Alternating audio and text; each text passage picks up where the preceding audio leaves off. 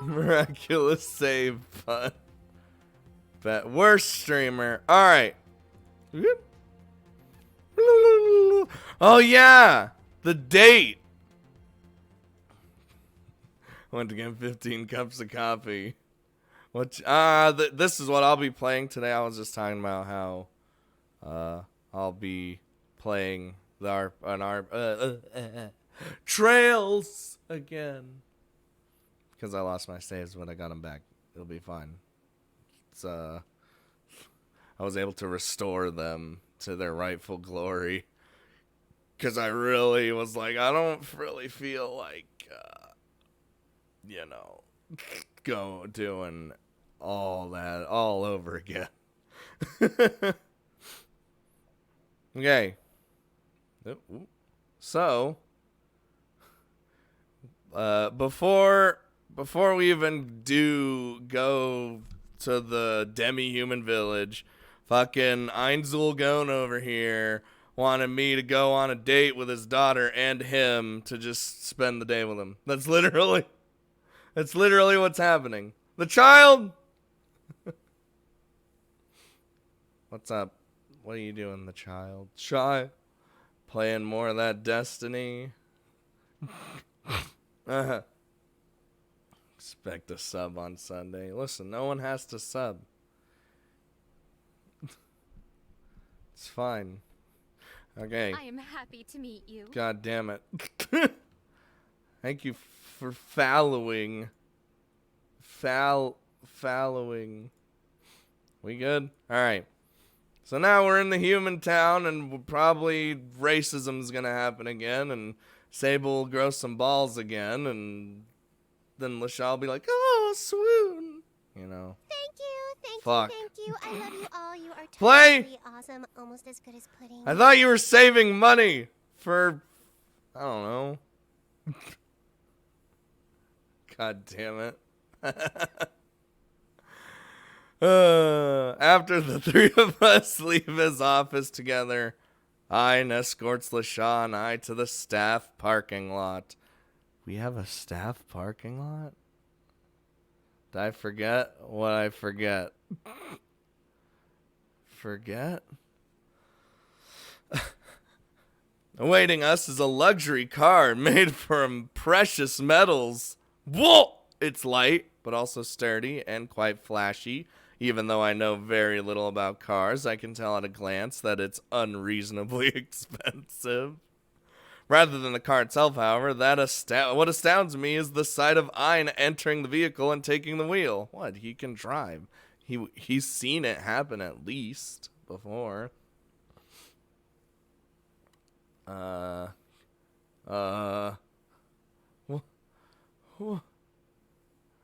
Muvlove's been on Steam for a while, then they took it off, then they brought it back for some reason. I didn't forget about Love Field General. That's a Sunday game. God, you don't understand. You don't understand. He sits up straight, places both hands firmly on the wheel, and spends a full 2 minutes adjusting his mirrors, his seatbelt, and telling people that he thanks them for following. At that moment, Ein, the powerful mage, proud elf, and principal of Amadronia, looks like nothing more than a chauffeur. I wanna... Yeah, you didn't miss anything, Lil Drag. Lil Drag! Everyone hugs. Huggers. Unfortunately, I don't have time to sit around being amazed by the peculiar sight in front of me.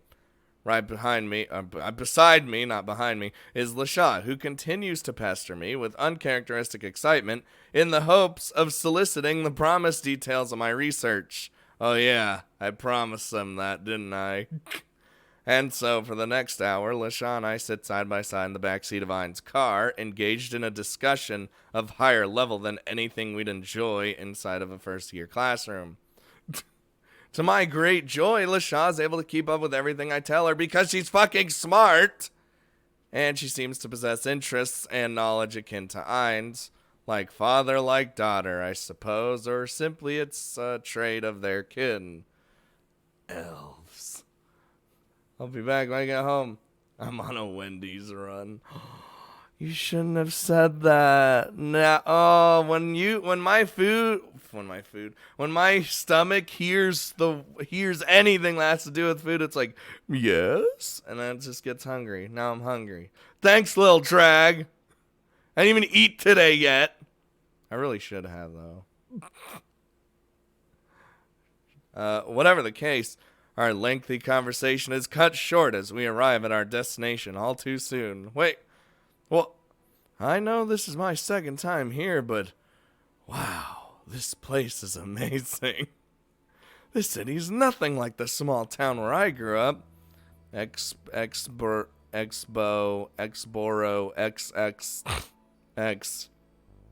That's like the Olympics thing, except it's missing one of the things. Stap. What stap? What'd I do? I didn't do anything. PayPal pizza. In that case, Alright.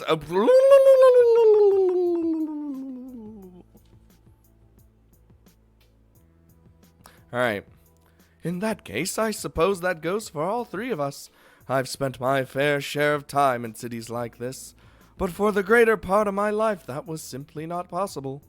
Because elves weren't welcome in human cities and stuff. Stop tempting me, I need money. Tempting you with what? Whoa! Play! My nose. I'll be back, girl. Okay, hurry back, Josie. Does it even happen if peeps mention gross Taiwan and 7-Eleven food like asparagus juice? Wait, what the shit? Whoa! God damn it. Because cities like this didn't exist back then. For how long do you think humans have possessed the technology and materials required to build such structures as these? Well, because you all helped in the construction of this quote-quote human city, quote-quote. Lolly! What's up, Lolly? Oh, you're sick. Oh, feels bad. Hope you get better, Lolly. No. No! Now, Sable isn't exactly wrong in saying that. As recently as 100 years ago, humans disallowed demi-humans of all races from so much as entering their cities. Even now, there are still many cities and even entire countries where we are not permitted to tread. Human and demi-human relations may be at an all-time high, but our work in strengthening those bonds is by no means complete. I feel rather awkward as Ein reminds me of the unbalanced relationship which humans and demi-humans share. Very unbalanced. I'll just work at my parents' place during next break to get money back, I guess. Play! God damn it. He's saving for more gift subs. Even though I personally had nothing to do with the past or present misfortune between the two, his words make me feel strangely guilty because I am human. More than anything else, however, Ein's ongoing fight instills within me a sense of helplessness and the thought that I might still be naive to the ways of the world. Living in a place like Amadronia, it's easy to forget about how much tension still exists between humans and demi-humans. Just because of all the demi-humans who I've met and conversed with have welcomed me with open arms, that doesn't mean my experience or theirs is the norm. No, it's far from that. Hell, not even at Amadronia there are students like Narm who still want nothing to do with those outside of their own race. Oh, Narm. Narm is best character. My experience may have been pleasant so far, but what if I'm actually in the minority here? What if that isn't the case for the majority of demi-humans? Or even for most of the students with whom I've been studying? Oh, jeez. Did they ever mention what country Amadronia? No, they They've never said it. But you're not shouting, Narm! Narm! What if I've been actively ignoring the truth around me, unconsciously telling myself that it didn't concern me, or that it wasn't my problem? Oof. I begin to recede into my own mind as melancholy thoughts start to consume my soul. Before I could withdraw completely, however, a kind voice enters my ears, freeing me from my own thoughts. Don't look so tense, Sable. I was gonna say, it's not LaShaw. LaShaw's not kind. If hearing about inequality between humans and demi-humans is truly such a shock to you, then that is a testament to your own compassion. Even if others view us in an unkind manner, you see us as equals, despite the fact that we are quite clearly superior. Alright, LaShaw, we get it. Elves are fucking great. You don't have to fucking bring it up all the goddamn time. LaShaw, you know... My mouth is agape as I listen to the two elves. A moment later, I let out a chuckle and a smile returns to my face. Talk about some food. Stop saying food! I'm hungry! Thanks, Sign. And you too, LaShaw. I'm lucky to have met such kind and understanding demi-humans in my time at Amadronia. Why are you thanking me? I don't recall doing anything to earn your gratitude. If you think that flattery of this level will get you anything, you are sorely mistaken. I shake my head. I wonder how LaShaw would look like with deadly radiation damage from a human atomic bomb. Wow! Wow! Shall I time people out that talk about the forbidden word? Do we have forbidden words?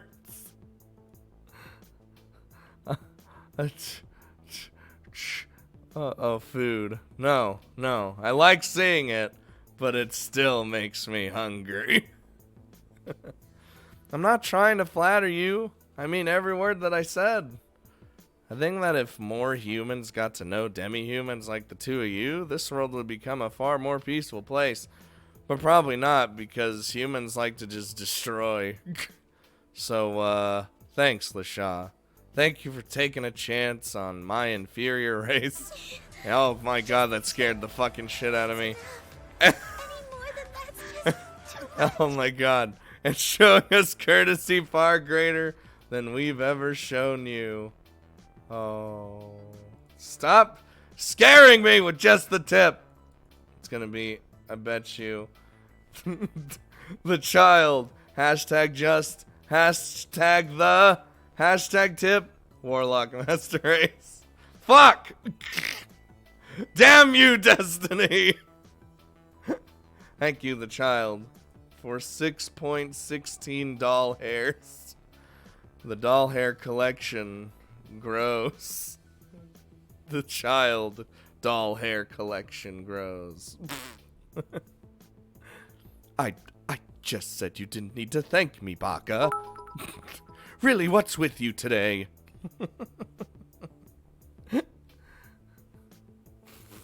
Here's a penny. LaShaw averts her gaze as a light blush surfaces on her face. For all of her talk about racial superiority and the foolishness of humans, it seems that the words of this human being Thank you. I love you all. fuck still have meaning to her. Rez! 2 months in a row. Elves are superiors. I mean, clearly. Look at them. We can't ever reach this point of just peak physical and mental, you know. That doesn't sound... Listen. That's no one can eat until Scott dies. Wait. We're going full Amine. No! No! PTSD! Stop! Nakamiki-chan, why? Subs get Neptune alert, but Scott is true top net. I don't know about that. She may put up a tough front, but LaShaw is undoubtedly a good person at heart. Can we please just get to the main topic at hand already? We are here for a reason, are we not? Yes, I suppose so. As heartwarming as it is to see a smile on my darling daughter's face for once, I too believe that we should move things along. Keep your eyes peeled for any cafes which pique your interests, you two. We shall continue our discussion over breakfast. I love breakfast. Breakfast is like one of my is probably my favorite meal because of what you societally should eat during breakfast. But I never eat breakfast. Because I always wake up past that point. I'm like, guess I'm on lunchtime now. I love the sausage, the bacon, the eggs, the toast, the pancakes, all that shit. God damn it.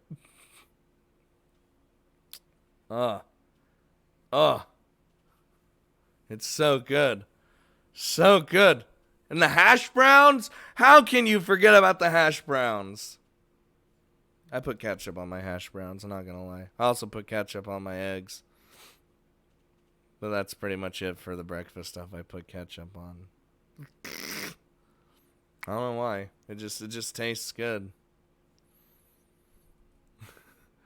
Put salsa. I know Maya does. Got her. You see? Play of Grease.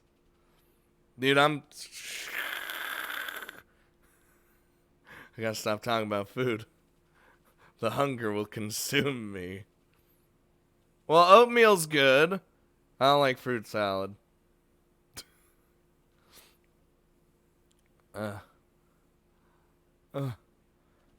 Ein, LaShaw, and I walk down the street side by side as hundreds of morning commuters pass us by. The sight of two elves and a human casually waltzing through the town merits a few odd glances and raised eyebrows, but for the most part, our presence goes unnoticed. It was like, you hungry? Well, too bad. Yup, see? It knew. It knows I'm hungry. Oh, God. Whether the humans of this city are already used to demi-humans, or they're simply in too much of a rush to even give a shit, the end result is that our search continues unhindered. God, I don't want to run into any trouble. I just want to live. Ein had me a bit worried there when he started talking about the inequality between humans and demi-humans, but it seems like I was overreacting after all. Even if there are some people who are opposed to the presence of demi-humans, that doesn't mean it's necessarily a widespread problem.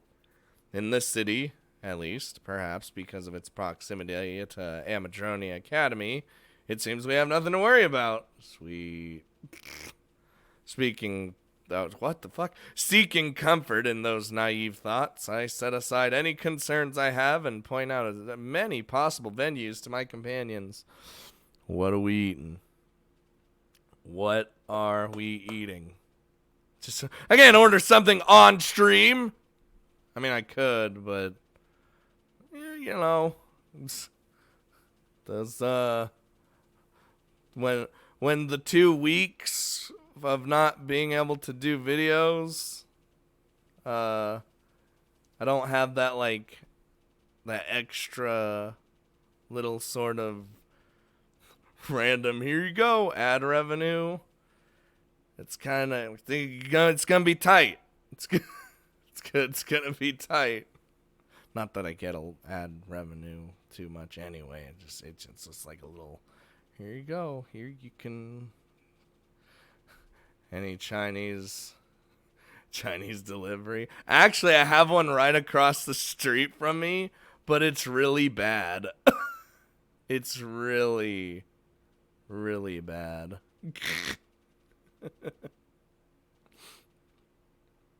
VN, a meal mechanic, and the foods you ate affected the outcome.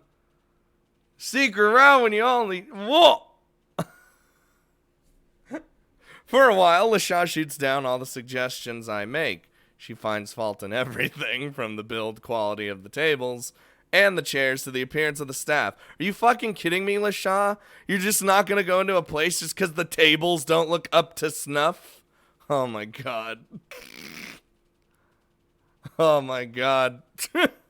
The moment Ein points out that her disinterest is delaying the continuation of this discussion, however, LaShaw suddenly comes around.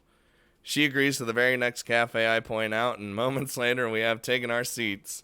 Oh my fucking god. Whoa! Oh no. No, Nagamiki-chan, it's fine. It's fine. That's the face! I love you all. You are totally That's the awesome. face! This is pudding. Dr. William Smash! Sadly can't stay. Work. Oh, at work. Well, have a good time at work. We'll see you later, Dr. William Smash. Yeah, this will go on YouTube. Sable's goes on YouTube. What? You're kidding! I assure you, I am most absolutely not. But if you apply that logic to physical objects, then, you guessed it, mass-produced magical artifacts. Boom. I've been meaning to put that theory to the test, but I don't have the skill required to do so myself.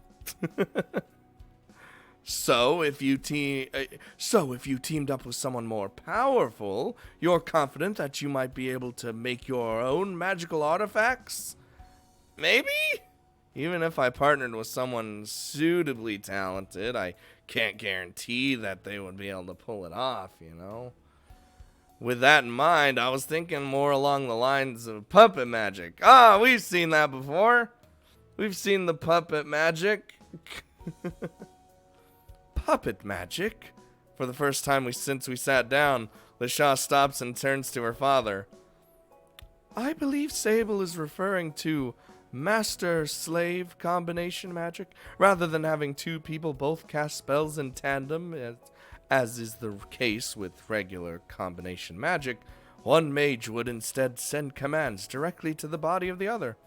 Like so, a mage with substantial knowledge but little power or ability may borrow the strength of someone far more powerful, who would ordinarily lack the knowledge to cast such a spell.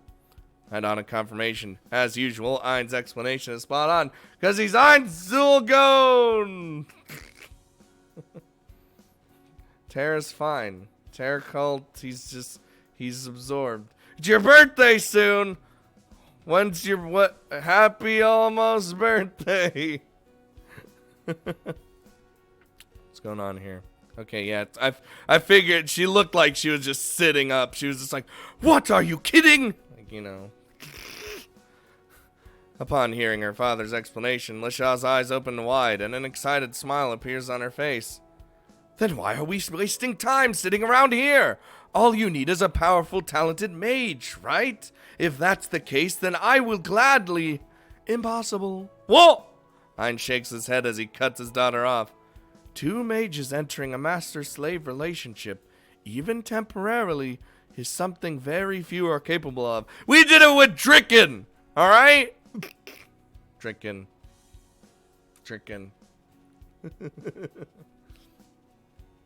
36 years old? I'm sure that's not old.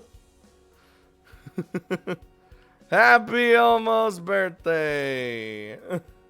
Dricken. Neither one of us could ever achieve such a feat. Not as the slave, at least. What do you mean? It's just combination magic, isn't it? Hein looks directly at me, silently prompting me to pick up where he left off. Puppet magic is highly reliant on the relationship which the two casters share, you know? I nearly died when he said trickin'.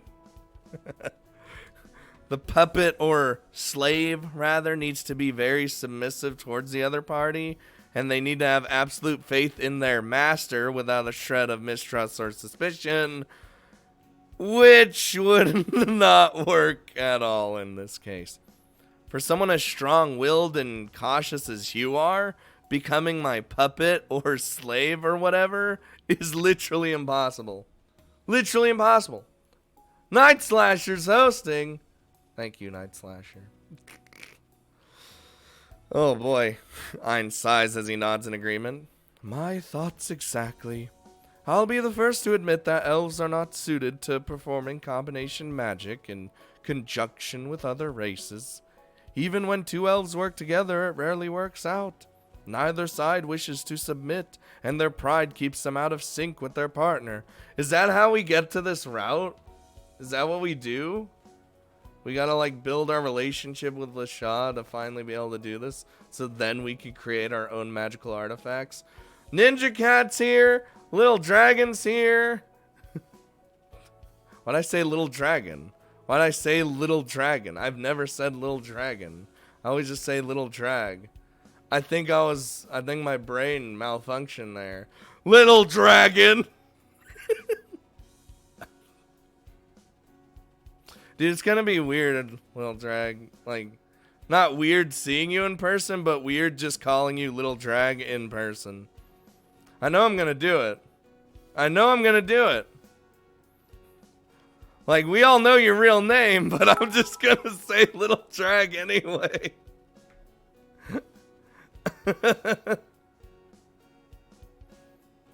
What? We gamer? Whoa! Your brain is always on the fritz. Yeah, I know. I'm here too. God damn, Blue Dragon. Jeez. Bacon's great! God damn. Little Drag, we're gonna make you eat bacon. I'm gonna make you eat bacon. Met up a few times. I call him by his username. See? It's just weird. Like, you would feel weird actually calling them by their actual name. I don't even respond to my real name. Direct blood relatives like you and I may be able to pull it off, Lasha, but if one of us were to substitute with a human... Lasha lowers her gaze regretfully. Yes, I understand completely. Becoming submissive towards a human being is not something I could ever see myself doing. Even though I'm a little disappointed to hear Ein and Lasha agree with my conclusion so readily, I'm hardly surprised. From the beginning, I had never once thought that either of these two could ever help me in that particular capacity. Given time, I might one day be able to persuade one of my more friendly and trusting acquaintances. Cough, cough, Dricken, cough, cough. But elves of all races will likely remain forever out of my league. Come to think of it, I do know one person who might be a good fit for puppet magic. Cough, cough. Wink, wink. Lasha's too untrusting. Ray and Eth aren't powerful enough to make it worthwhile, but if it's Dricken, then perhaps... So Lasha's a top. Scott knows my real name. It's true. Actually, I know all your real names.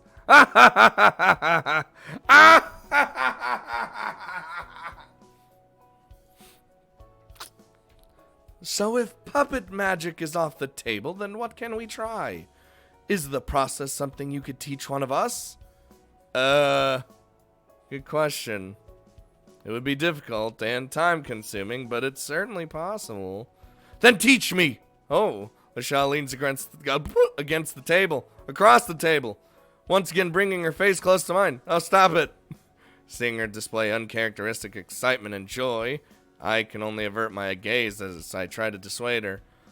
Look, Lasha, I know I said it would be possible to teach you, but actually doing so would take a lot of time and effort and...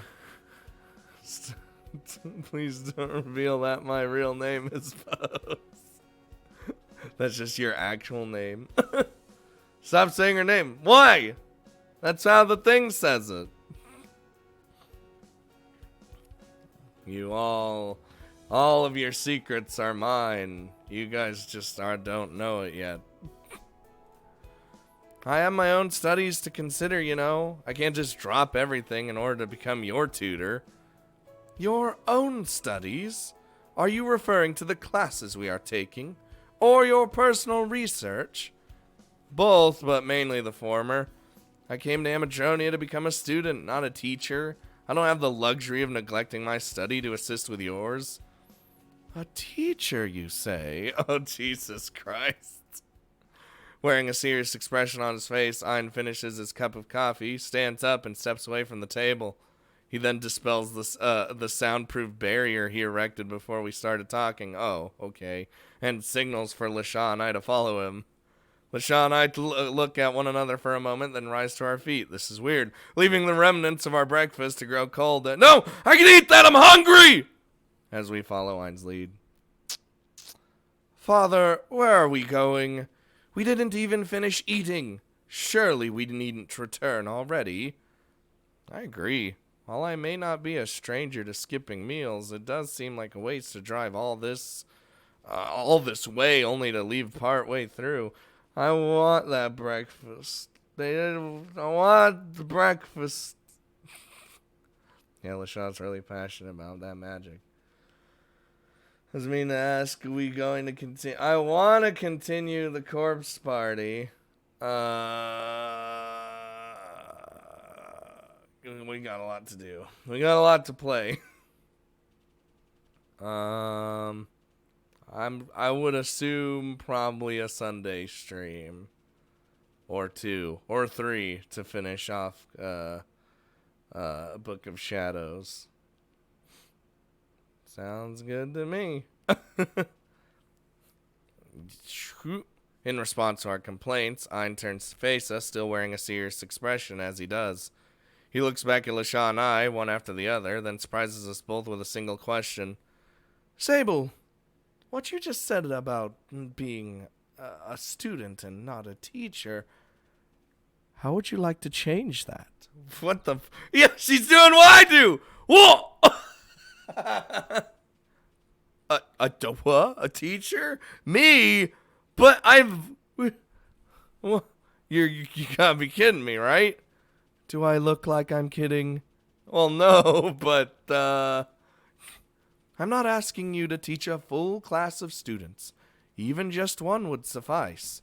Specifically, Hein glances at LaShaw. You want me to tutor LaShaw? That's right.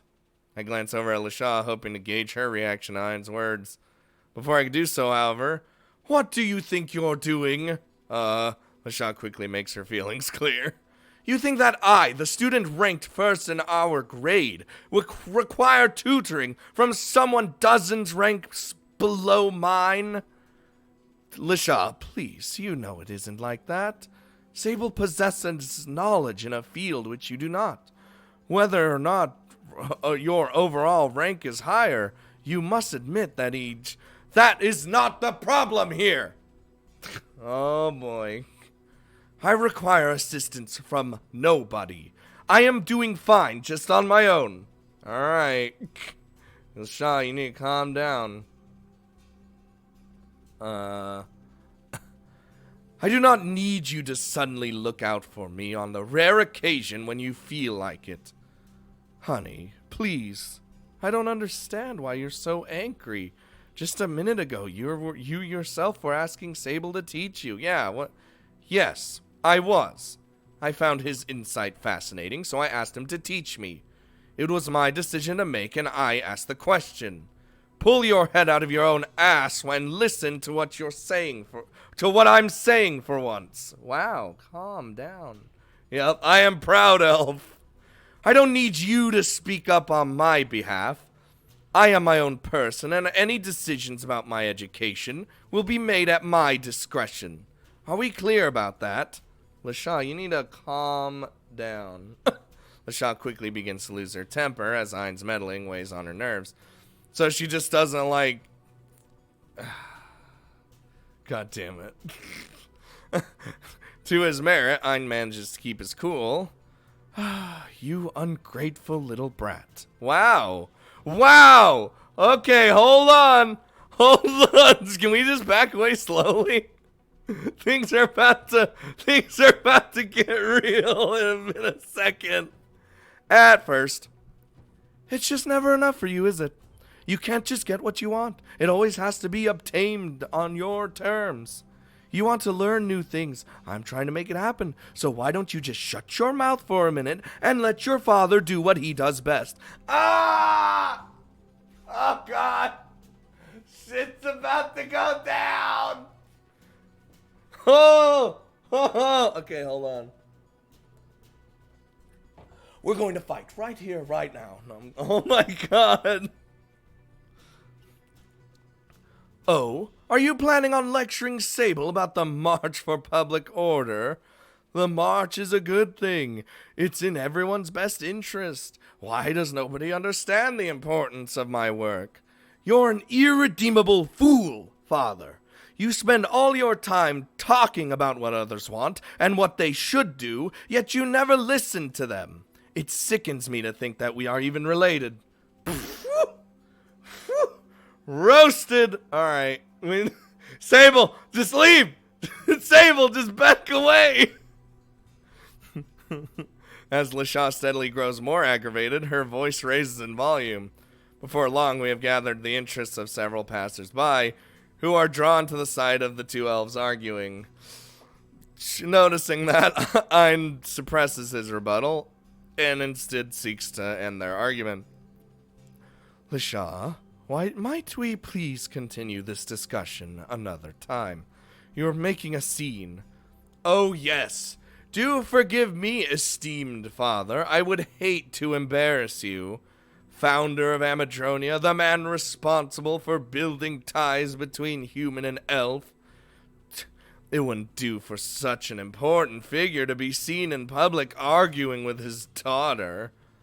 That isn't the problem here, and you know it. Oh, then perhaps you don't want to draw attention to the fact that the principal of Amadronia is playing favorites with two of his students. Alright.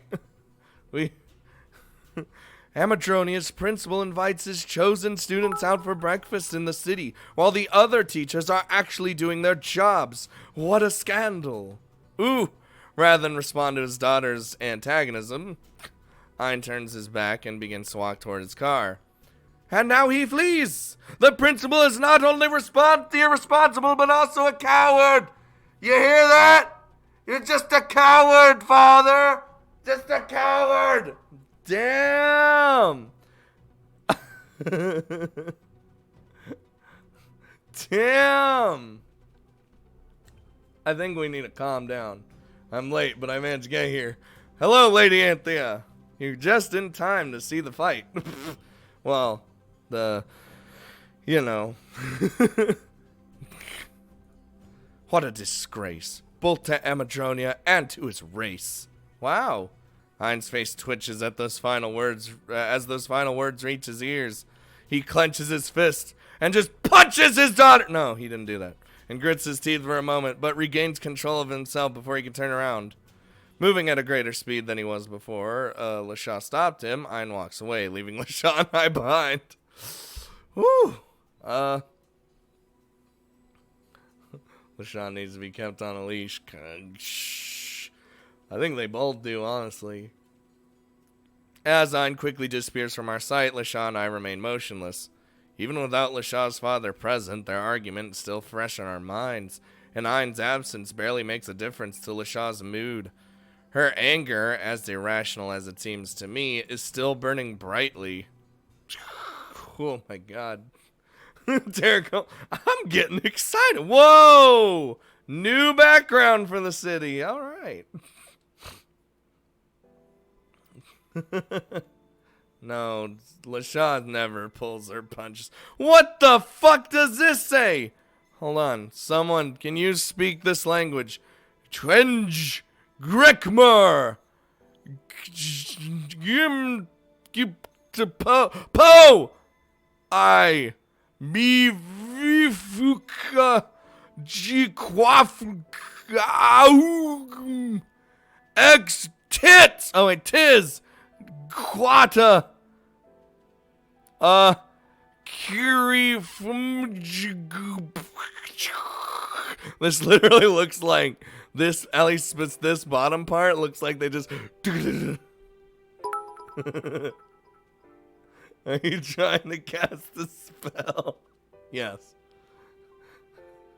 It says Elf's Night Out. What? Does it? So Scott's having a stroke. As the spectators disperse and LaShaw gradually regains her calm, the two of us finally depart. Walking in silence side by side, we slowly make our way through the unfamiliar city, which grows more peaceful the longer we walk. Within an hour, LaShaw and I have finally escaped the central business district. We're now surrounded by houses instead of businesses, and the number of people on the streets has plummeted. Even though we're still in the middle of a public area, it feels like LaShaw and I are all alone. Realizing that, I decide that it's time to speak up. Okay. Okay, how am I gonna do this? Oh, jeez.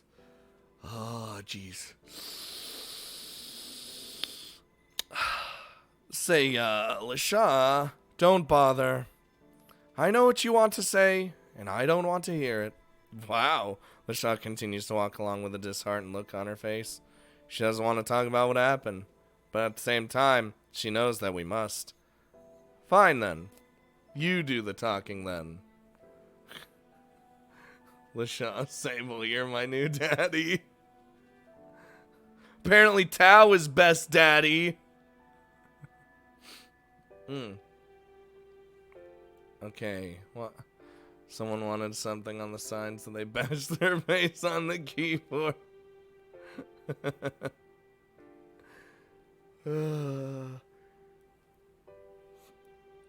Not gonna make it, Sean. Not gonna make it, Sean! I'm stranded in the middle of an unfamiliar city now, thanks to you. You at least owe me an explanation. LaShaw winces at my remark. While she may not want to admit that she's at fault, she can certainly see my point. Yes, you're right.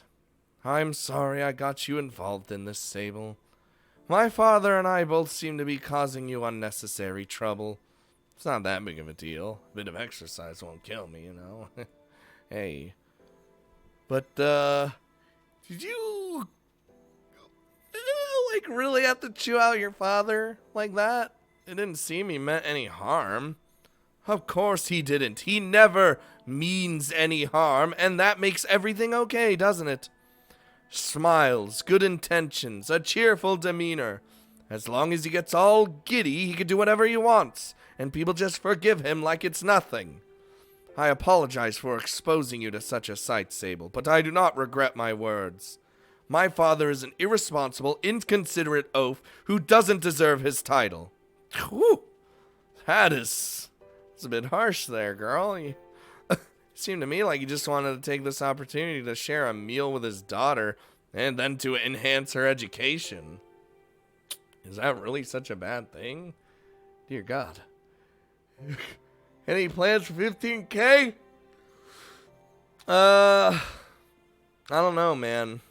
I haven't really thought about it. Do we want me to try another 24-hour stream since I'm feeling a lot better than I was last time?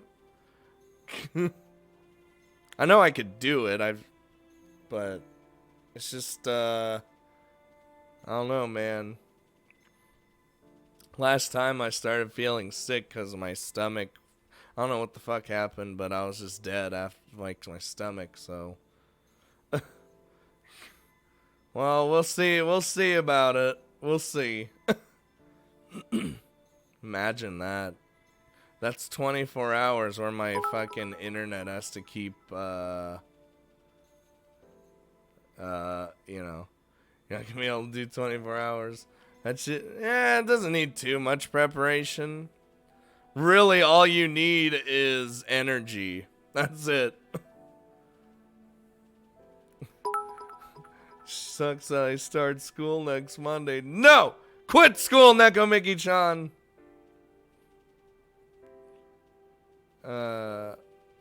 It just... No Elite Dangerous! I mean, I did like Elite Dangerous. I just stopped playing it. If you're up for it. Anyway, is that really such a bad thing? Yes, it is. It is? My father is the principal of a prestigious academy. He is also known as the one responsible for building relations between humans and elves. He owes it to himself and to those who believe in him to conduct himself in a manner fitting his reputation. And food and drinks and illicit thing. Well, yeah, but it's not too bad. It's like you just go, it's like another day, except you're streaming. But, no, I'm not your daddy, Nagamaki-chan. Tao's your daddy now. You've already betrayed me. Playing Atomica heavily. Well, yeah.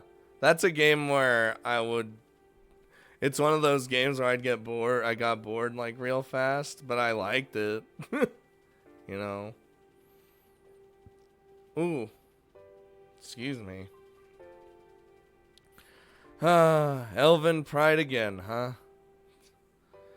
Can't you cut him a bit of slack? It's not like this is completely his fault. Oh, then pray tell who else is to blame here. Pew, obviously. Wow! You're the one who first brought up the notion of me teaching you. All your father did was stick up for you and try to change my mind. Don't you think it's rather unfair to lash out at him for backing you up like that? It's pretty, my food and drink are not 10 feet away. I'm upstairs, so I have to go downstairs to get food and or drink. The only thing I have next to me is water. Feels bad. I don't really like doing the long streams anymore because, well, I mean, I just have so much other recording stuff I need to do now, especially now. So,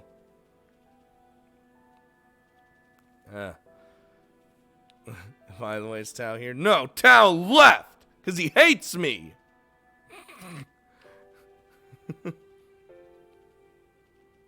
Could still do that stream. So, what? Whoa!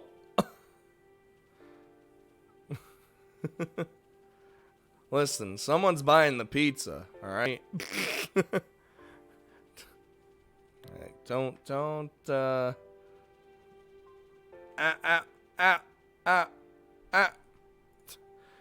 I didn't see it that way at the time. Oh, then how did you see it? For once, LaShaw's at a loss for words. Having the irrationality of her actions pointed out is something LaShaw isn't used to, and she doesn't know how best to respond.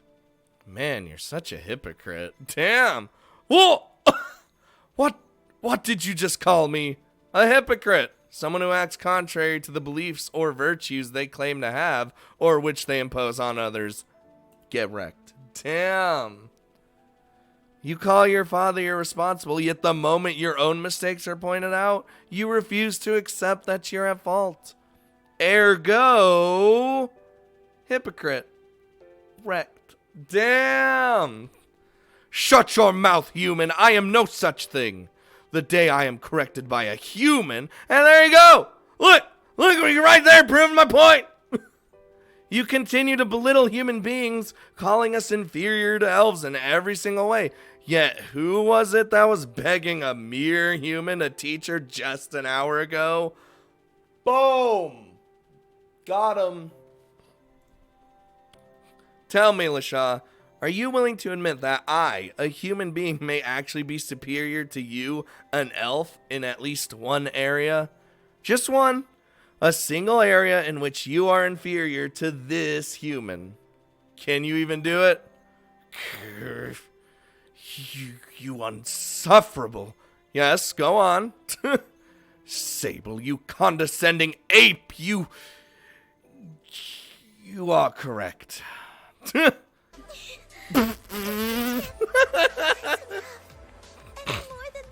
know, you just broke the tension there.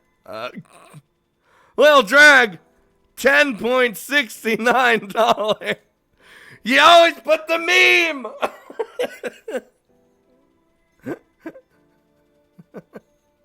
God damn it. Lil Drag, why? Why must you break the tension with memes? Thanks, Lil Drag, for the meme doll hairs. The meme doll hairs. His Trails of Cold Steel dead? No, it's coming back because I got my saves back. Oh, God damn it, Lil Drag. You're correct about everything. Damn. Thanks for hosting, TR. See, Lil Drag's proud of herself. She liked that timing. When did Sable grow a backbone? Dude, he has grown a backbone so hard in this specific route. Like the other ones, not so much.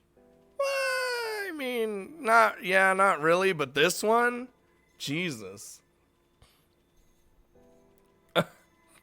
My eyes open wide as LaShaw's anger suddenly turns to remorse. Her fists lose strength and then the fire disappears from her eyes. LaShaw has finally dropped her guard.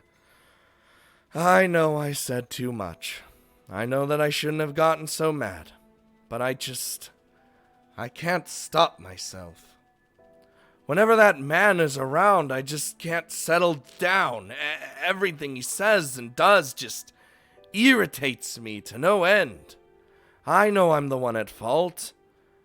My father didn't do anything wrong. Even so, just listening to him speak makes me just want to... LaShaw's anger flares up again, but only for a moment. Before she can get too riled up, LaShaw takes a deep breath, then slowly exhales. Nobody gets under your skin like family, huh? That... You damn right. Oh, God, my nose. Do you two often fight like that? LaShaw smiles bitterly upon hearing my question. We used to, back when we still lived together. Thankfully, the fighting stopped for a while after my father started living at Amadronia Academy. With my father so far away from our homeland, we almost never saw one another, so we didn't really have any opportunities to fight. Now that I've come to Amadronia myself, however, it's like things have returned to how they were before. LaShaw displays rare honesty as she lays her feelings out in the open. Clearly dismayed, her expression remains one of regret as she continues to confide in me. I'm sorry, Sable. I'm sorry for dragging you all into all this. I thought that if you were with us, keeping me occupied with talk of your research, then maybe we'd be able to go out together without fighting for once. But instead, I've shown you an unsightly side of myself. I shouldn't have exposed our personal problems to an unrelated party, especially a human. What about just being a person? Can I just be a person? You don't have to add the human part. I'll understand if you want nothing to do with me from now on. What? Nothing to do with you? What? Why would I want that? All you did was get in a minor disagreement with your father. That's hardly worth ending a friendship over. She's like surprised. The fuck? LaShaw's mouth and eyes open wide as she listens to my response. Friendship? What is this friendship? You consider us friends? How foolish. The moment before I can answer, LaShaw scowls. Humans and elves cannot become friends. And even if they could, why would you want to become my friend? All I've ever done is insult you or your race and leech the secrets of your research from you. For what possible reason would you see me as a friend? Wow. I sigh and cross my arms as LaShaw poses another difficult question. I don't see... What is friendship? I don't see any water around. I feel like I know what that's for referencing. Dude, Terra Cold is having a good old time. Worryingly, I can see her point. LaShaw's a stubborn bigot who's open about her loathing of humans. Lisha belittles me at every opportunity she gets, actively avoiding my classmates and even seems to be on bad terms with her father. She pushes everyone away, only getting close enough to them to extract what she needs. From me, it's my research. From her father, I assume it was attendance at Amadronia. Everyone around Lisha is there to be of use to her. If not, she disregards them and won't even speak to them. All she cares about is her own advancement. Just like how I used to be. Ugh! Oh, shit. Sleep is for the weak. That fucking mug, dude. Isolated from the world, focused solely on oneself, forsaking everyone and everything, all in the name of progress. There was a time when I too walked down that path, when my entire life consisted of nothing but my research. I refused to go outside or to talk to anyone. Play, I'll kill you! I stopped attending school. Actually, I won't kill you because... No, dude, I can't say I'll kill... That's my default response. For play, I need to say, I'll keep you alive. Can I put play in one of those Bacta tanks so I can keep him alive forever and ever and just watch him? Okay, that got... Take that as you will. I refused to go outside, talk to anyone. I stopped attending school, failed to meet any and all social obligations, and shut out anyone who tried to get close to me. I beg of you, do it today, please.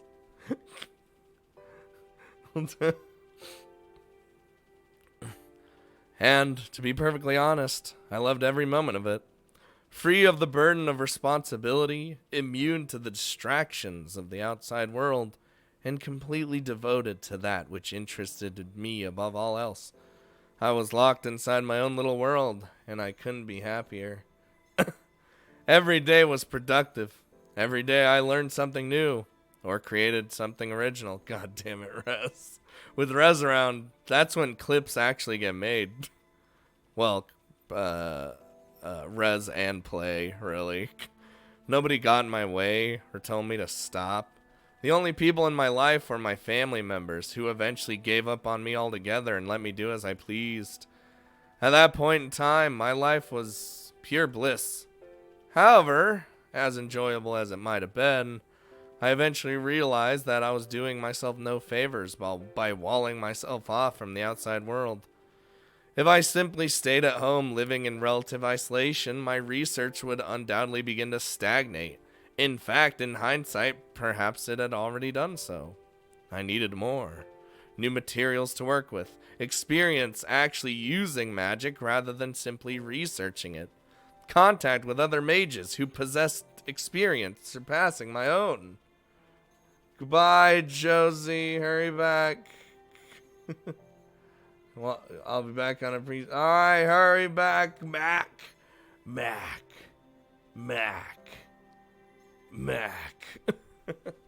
For the sake of pushing forward, I needed to abandon my old utopia and carve out a new one. Damn. Oh, we're back here.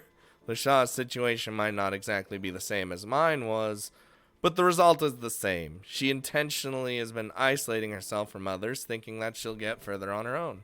If Lisha continues down this path, it'll only be a matter of time before she realizes that she's boxed herself in and denied herself the future she actually wants. I hope you're happy. I had to go to the store and get breakfast stuff. I am happy! Did you get me breakfast stuff too? I can't stop Lisha from pursuing such a life, if that's what she really wants. But as someone who's been there, I can at least show Lisha that there are alternatives available to her. Confirming my resolve, I decide to offer Lisha a lifeline. Alright, of course. Sausage patties, bacon, scrambled eggs. Oh. Oh. Oh. Oh. Oh. Oh.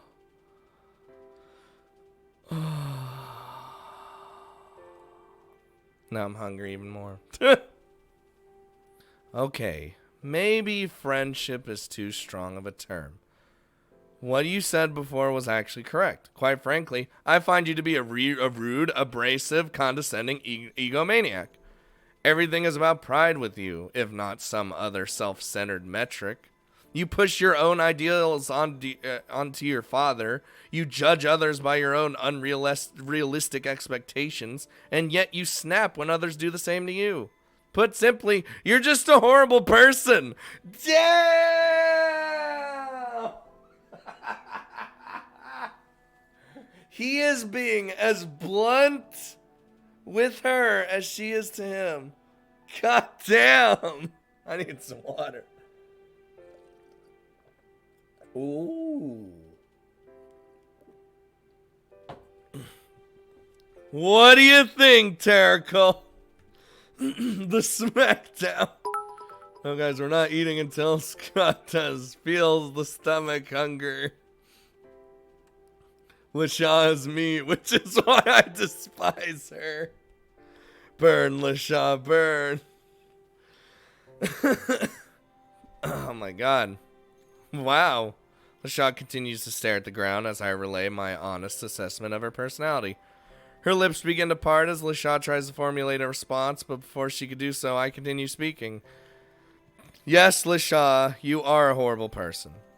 Be that as it may, I still like to be around you. Duh. LaShaw's eyes open wide as she hears something unexpected. Undeterred, I continue. Even if you have a few quirks, you're not actually malicious or dangerous. Your personality's just a bit warped, that's all. And when it comes to having a warped personality, I'm not much better myself, you know.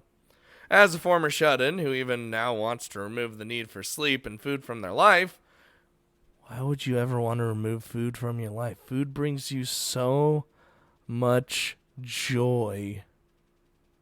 So much joy. I'm aware that I myself am not exactly normal. Besides, even if we aren't best buddies, you don't find my company that detestable, do you? Or do you actually want to end our brief pseudo-friendship after all? I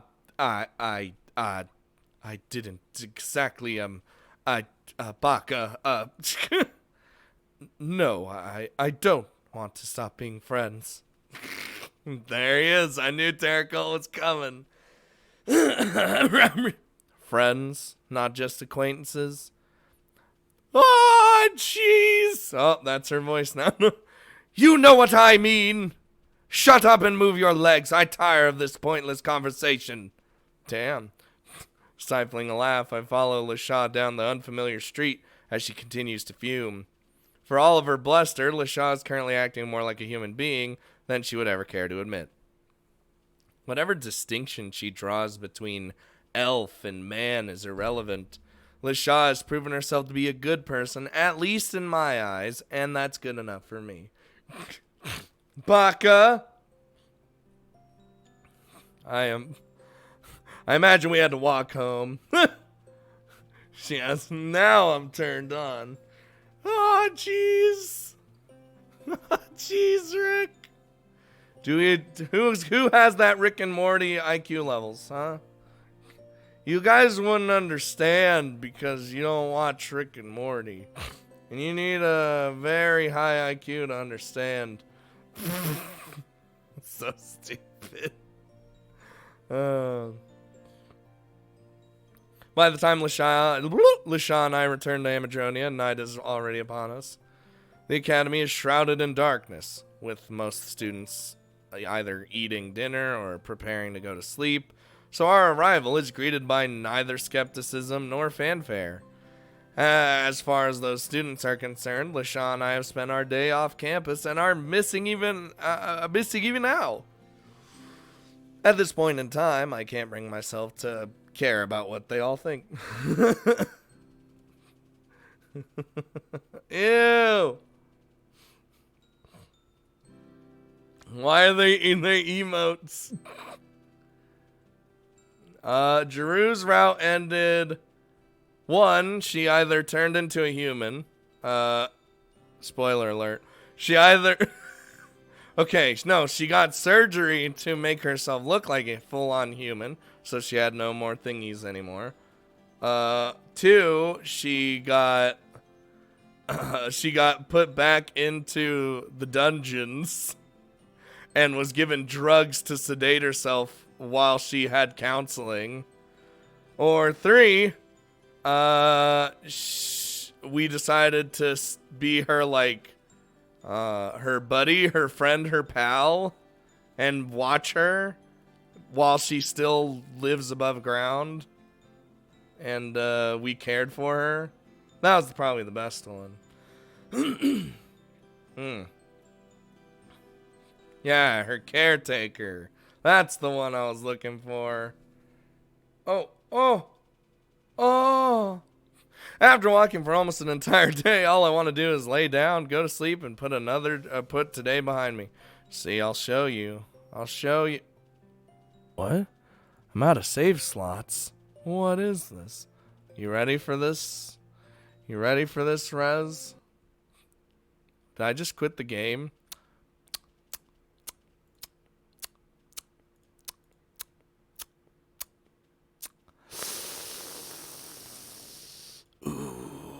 This is awkward. This is awkward. Oh, don't worry, we're back. Hello. All right. See, Rez? Hold on. Where is it? Oh my God. Well, this happened last time. Look at this face. Look at this face. Where is it? It's like at the end, isn't it? See? What do you think, Rez? What do you think? What? And then there was that one, which is not as, and then that one.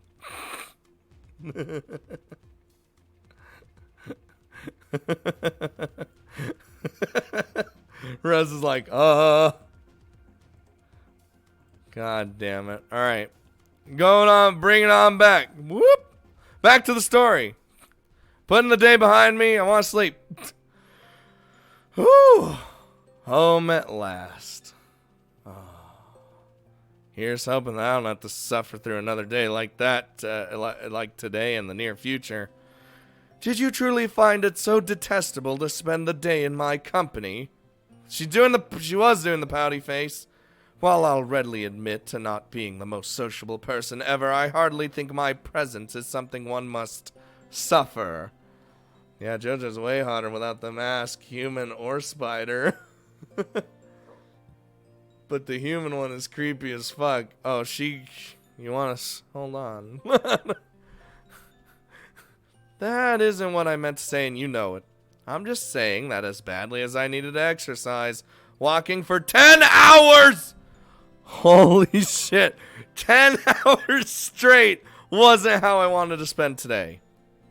Ah, so your stamina has reached its limit already. How pitiful. Why do you always have to twist everything I say and make it sound so negative? Dude, we didn't even have, like, water. We just walked. And it's not like I'm particularly unfit or anything. Most human beings would be tired after walking an entire day without rest. Then it is your race that is pitiful.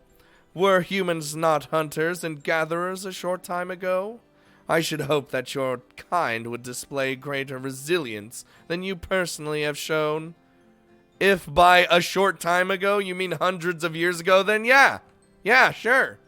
In this day and age, most of us don't do that shit anymore. I personally have not once killed an animal for food, nor harvested a single crop. But I eat 'em. I likes to eat 'em. God, I'm hungry. Pitiful. Stop calling me that! If you insist on being like this, then you should know that the only reason why I'm tired right now is because you insisted on returning on foot. If we'd caught a train like I wanted to, we would have been back hours ago. That is one possible outcome, yes. But you should not need to rely on machines to provide you with transport. If you cannot fend for yourself, you will never survive in the harsh winters. The harsh winter? What winters? What wilderness? I live in the city and I always have. Even you lived in a village, right? You had man-made, no, elf-made buildings and tools. How is that any different? Okay, next time, visit the U.S. I'll visit the USC by foot. Play just reaches the fucking, the ocean, and he's like, alright, and he just steps and starts walking on the water. Just walks his way. Oh my god. Oh, here comes. Oh, this. I need water for that one.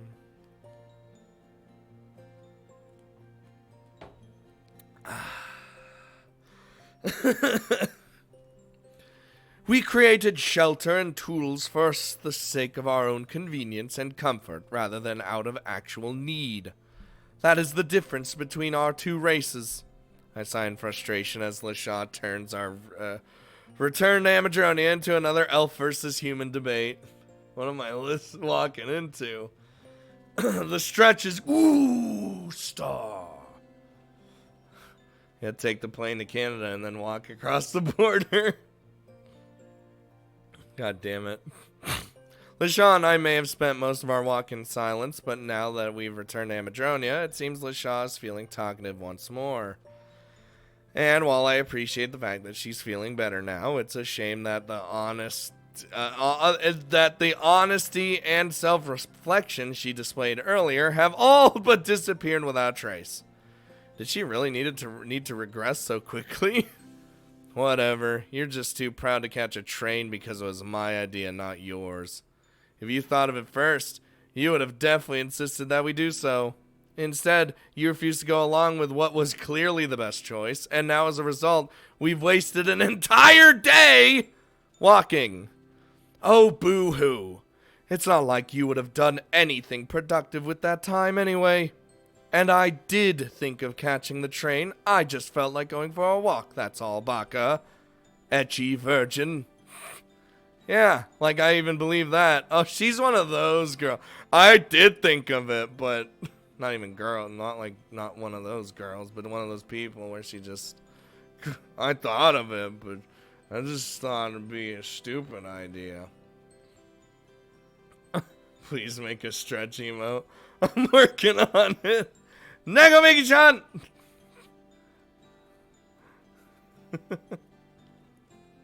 Oh. Now you're full. Nope. Rather than concern myself with how other students will perceive our absence, what worries me is the loss of precious study time. As exciting as it may be to show off in front of the principal, and to think about the effect his influence might have on my life, there's no reason for me to neglect my studies. Like I told Ein, I came here to study. If I don't do at least that much, then how can I call myself a student at Amadronia Academy? I suppose we ought to head inside now. The cafeteria is likely closed by now, so dinner might prove impossible, but at least you can rest your head, oh lethargic one. Shut up. The only thing that needs some rest around here is your smart mouth. You got a pretty mouth on you. Whoa, Sable, you're getting a little weird there, Sable. What happened there? Besides, missing a few meals is no biggie. I'll just make sure to eat plenty for breakfast tomorrow to make up for it. Very well. In that case, I bid you good night. May your dreams come swiftly and haunt you nevermore. Sweet dreams? Question mark, Space Marines. Or at least I think that's the equivalent of what she said.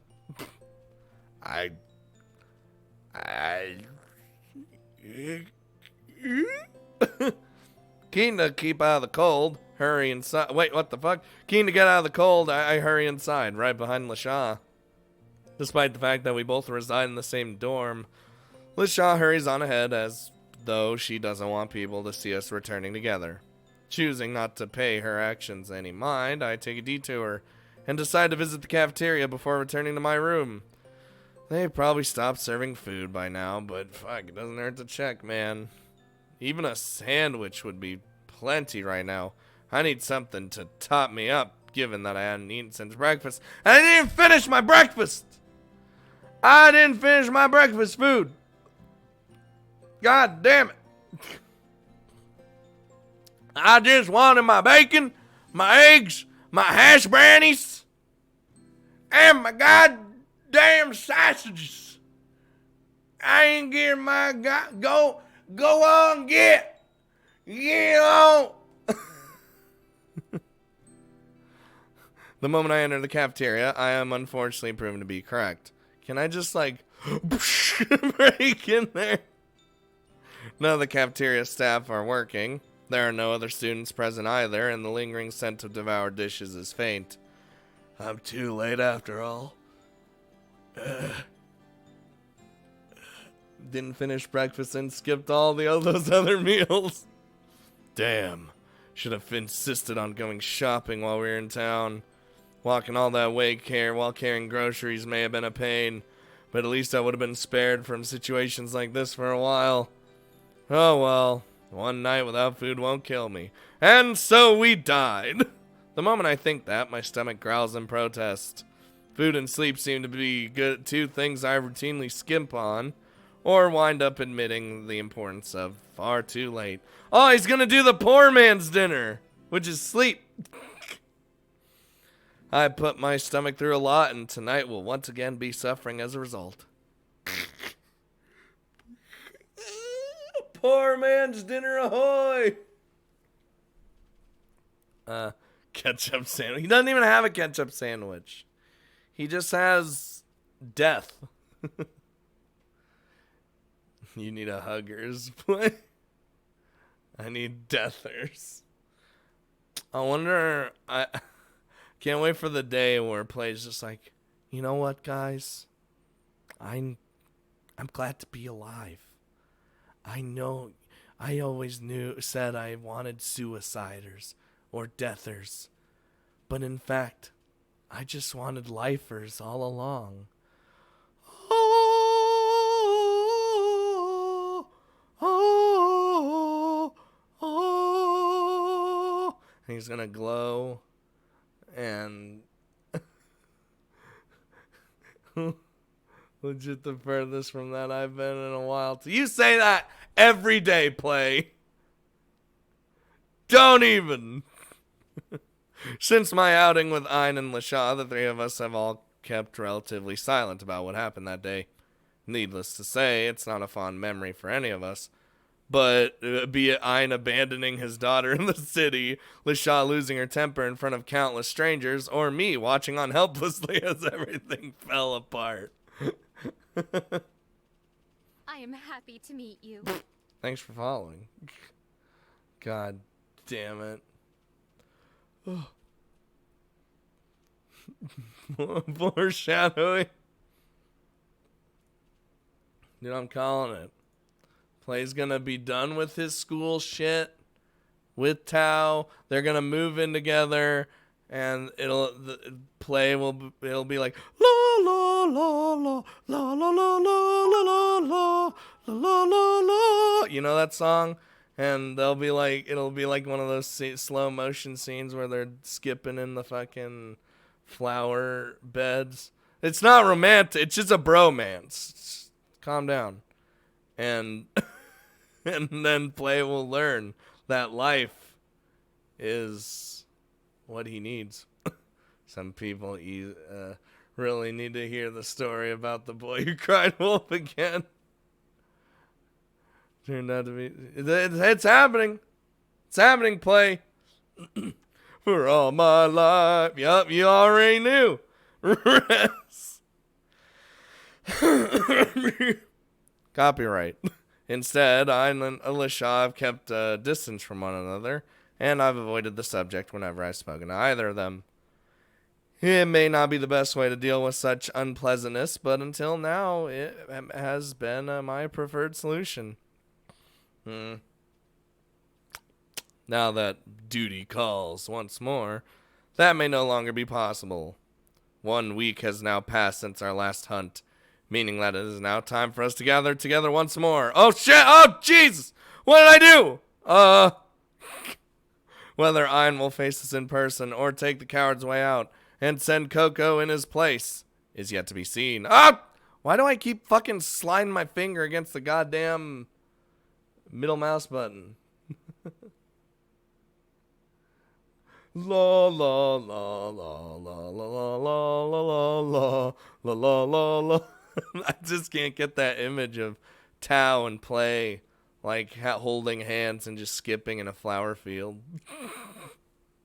with like graduation, like like the fucking like diploma shits. I can only hope that the two elves will keep their emotions in check and not make this day any more complicated than it needs to be. God damn it. Before heading out into the courtyard, I stopped by the cafeteria to get some breakfast on the way out. Is Ray gonna be here again and we're gonna romance her again? I'm still early, so there's no need for me to rush to get out here.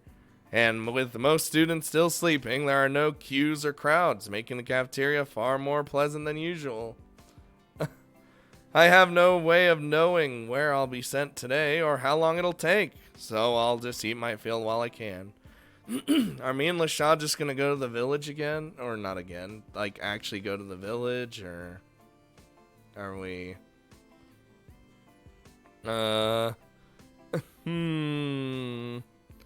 Let's see. Sandwich, cereal, pancakes? Bring up the straw poll. If I'm going to be chasing a monster around, I'll be needing plenty of energy. Maybe I should go with a meal of decent size for once? Yes. Despite the fact that I'm surrounded by delicious smells, my stomach is not roused in the slightest. My brain may be wide awake, but apparently my stomach is not. Dude, it takes a while for my stomach to reactivate. Like, when I wake up, it'll be like 2 hours till it's like, oh shit, I'm hungry. You know. Screw it. I'm not going to force myself to eat if I'm not hungry. No, eat! I'll just grab an apple and head outside. No! With my mind made up, I approach the counter, pay for my meal, and immediately receive what I paid for. It might not be much of a meal, but you can't beat convenience. Whoa! Why are you here? You don't like the cafeteria? At least 4 steaks. Oh no, the straw poll is actually made. Sandwich, ketchup sandwich, blood for the blood god. Scott, pizza! I'm voting for pizza. Dude, I could go for some pizza right now. I could definitely go for that pizza. If you guys don't vote pizza, I'm gonna be really angry. God damn it. Now, there is nothing wrong with settling on a piece of fruit for breakfast. Ah! I turn around, surprised as a familiar voice calls out to me from behind. LaShaw, what are you doing here?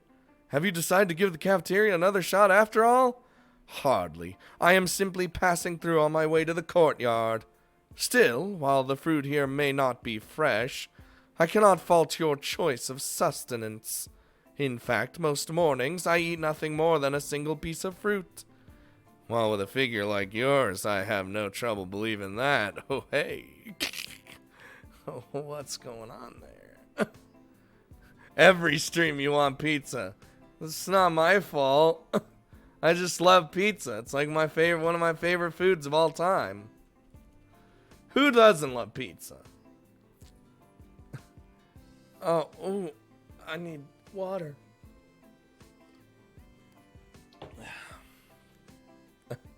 Apparently people want to eat you too. Well, they gotta get through Maya first. Ay!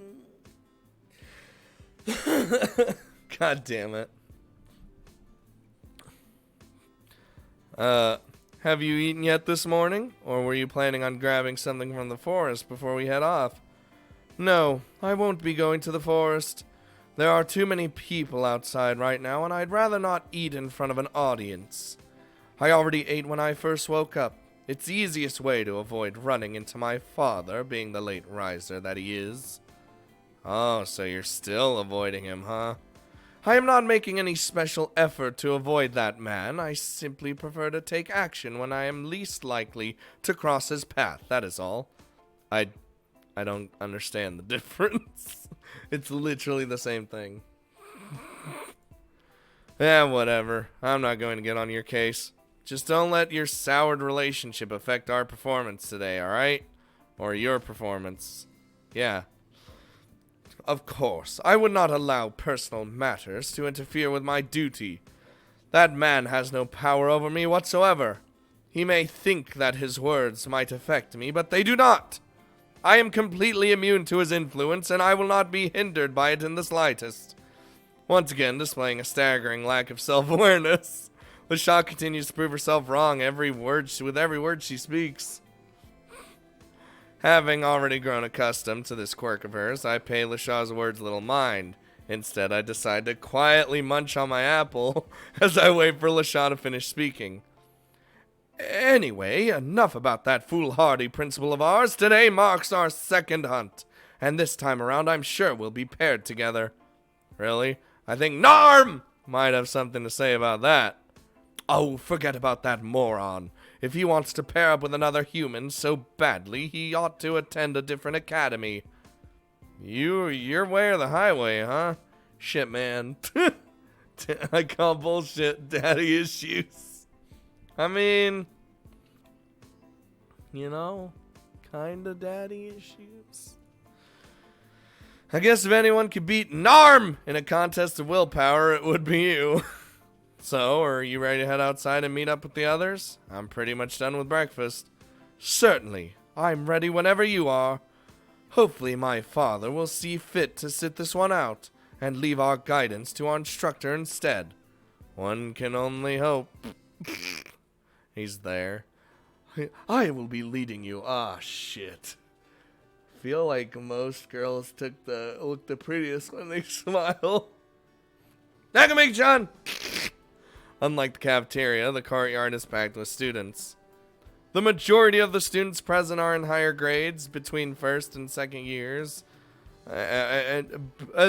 Between first and second year students, there are fewer than 10 of us in total. Be that as it may, their presence poses no problem. Students tend to group themselves together by grade, even without being told to, so it isn't difficult for me to find the place where I belong. Just shove. Oh, excuse me, pardon me. Alright. It ain't lolly blood, so I'd rather have a sandwich. Remember, Magnus lives off the lolly blood. Lasha and I locate our instructor with great ease, and surely enough. He's here. Aina's right by her side. Hey now, what kind of greeting is that? Surely it wouldn't kill you to at least play nice in front of your instructor. It's fine. You don't have to pretend around me. So, what happened this time? Did your father say something inconsiderate again? Don't assume that I'm the one at fault. You are the one at fault. Lasha, come on. Jesus Christ. Don't be like that. We're here to participate in the hunt, remember? Just like you said, we shouldn't let personal matters distract us. Lasha. We need to try other food besides pizza. I hear the deep fried Scott kebabs are really tasty. I don't know, man. I don't know if I'd be tasty. Well, I did say that, right? Be that as it may, we cannot start until all involved parties are present. Until that time, I reserve the right to reprimand my father as I see fit. Oh, come on! Shh. Actually, that is not true. All of those required for today's outing have already gathered. Oh, do explain. Oh, believe me, I plan to. But not here. This is not a conversation to be had out in the open. What? Intrigued, Lasha and I glance at one another for a moment, then turn our attention toward Ainz once more. Lasha, Sable, I ask that you now join me in my office.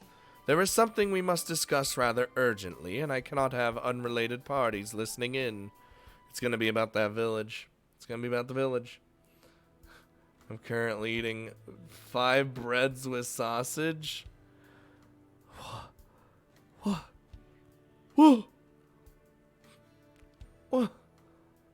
You got Magnus eats a lot, but he's like a black hole.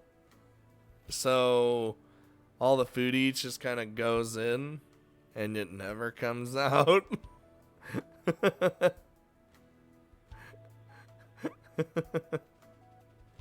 Without speaking a word of what we've been summoned to discuss, Ein leads LaShawn and I to his office. Coco, seemingly in the dark, pouts unhappily about being left out. Given that we are not the only first-year students participating in the hunt, however, Coco has no choice but to wait around and to fulfill her duty as planned. As such, we are able to make a clean break, and before long, LaShawn, holy shit, LaShawn, Ein, and I, Brain Space Marines assistants, are all alone, hidden within the confines of his office. Alright, now we can talk in private. Is this level of discretion truly necessary? Whatever information you plan to divulge, surely our instructor and fellow hunters can be trusted with it. I am afraid that is not the case. This has to do with the relief efforts I had planned for the two of you last week. Oh, so we're picking up where we left off last time. I know you said that it was nothing urgent before, but delivering medical supplies really is the kind of thing that should be done sooner rather than later. Indeed, that particular task seems to be of far greater importance than going on a trip gallivanting around Amatronia City. I didn't hear you complaining when I made the suggestion. Anyway, this isn't about that, or at least not anymore. Do they no longer need supplies? No, they're all dead. Oh. Should have given them those supplies.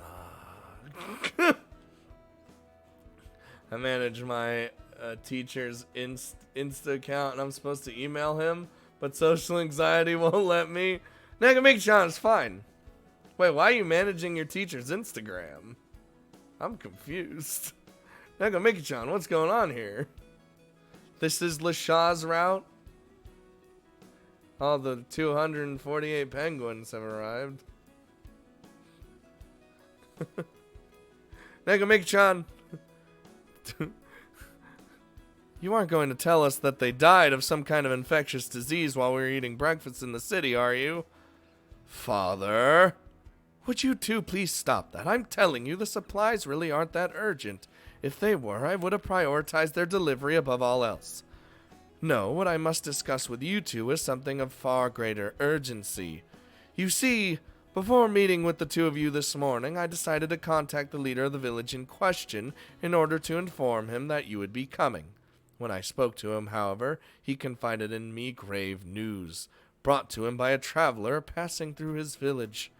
You will be set out today, but you will not be going to your original destination. Instead, you will be heading much further away from the academy, to a place where your assistance is imperative. I don't mind going to a different village, but if it's really not that important, shouldn't you ask someone else? Or wait, but if it's really that important, shouldn't you ask someone else?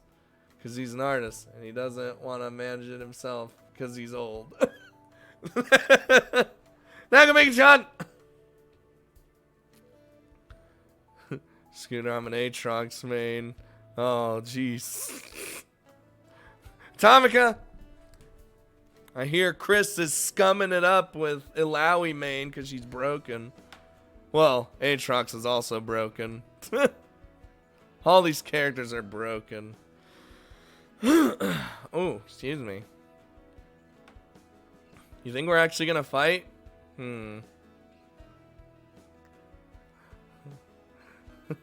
Chris's tentacle lady. Ooh, you know, I can't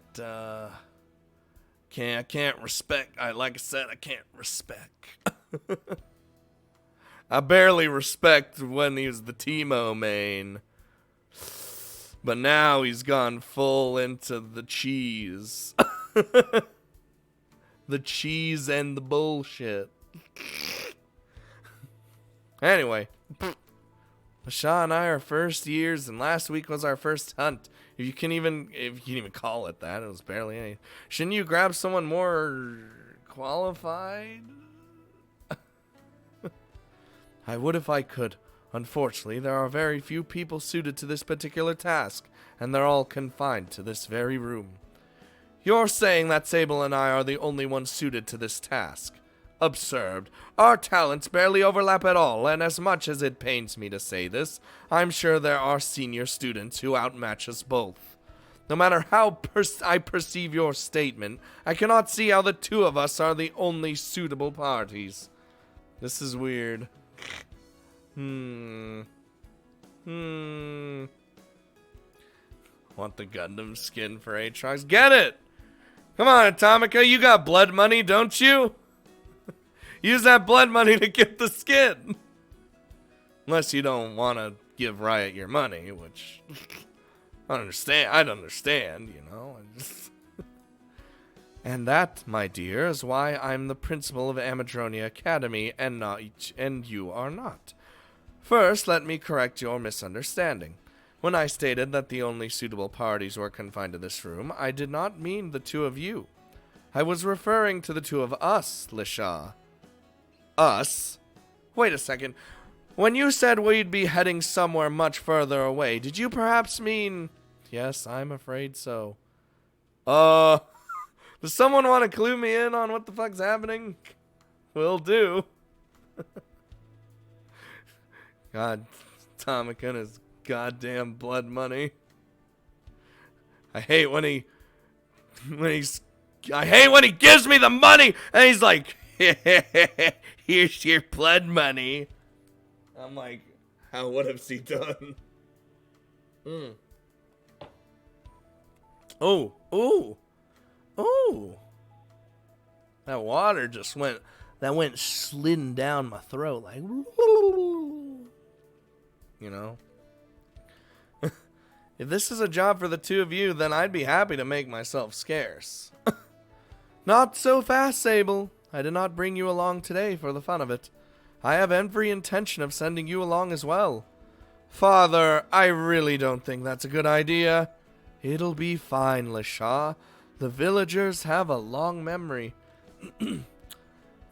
If they see you return with a human, the only things you'll need to watch out for are tales of nostalgia. Surprised by Lasha's attitude change, I find myself growing even more intrigued.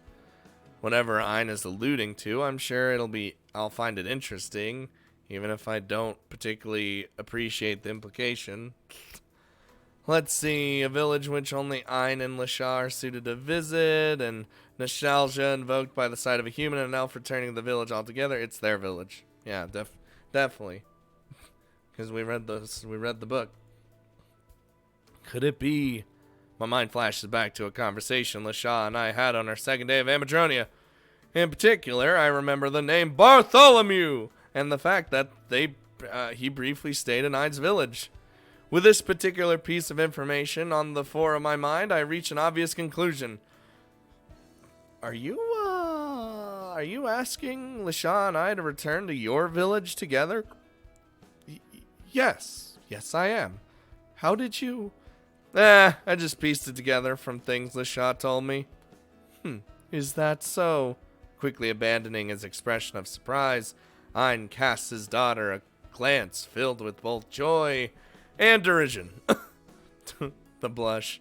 Don't smirk at me, old man. I didn't tell him anything that couldn't be learned from reading your book. True, but I'm still glad that you did. It warms my heart to think that you're finally learning how to trust others. Who said anything about trusting Sable, Baka? Ecchi? I simply find him to be slightly less detestable than the other students here. That's all. I'm sure you meant that as a compliment, but I'm finding it difficult to take it as one. Anyway, can we please get back to the topic at hand? Why do we need to go to your village? And for that matter, why is my presence required? Well, I wouldn't go so far as to say that your presence is required. I just thought that it would be cruel to send my daughter so far away from the academy all on her own. Don't treat me like a child. I'm perfectly capable of making the trip alone. Oh, are you saying that you'd rather go on your own? I didn't say that, Baka. Well, what?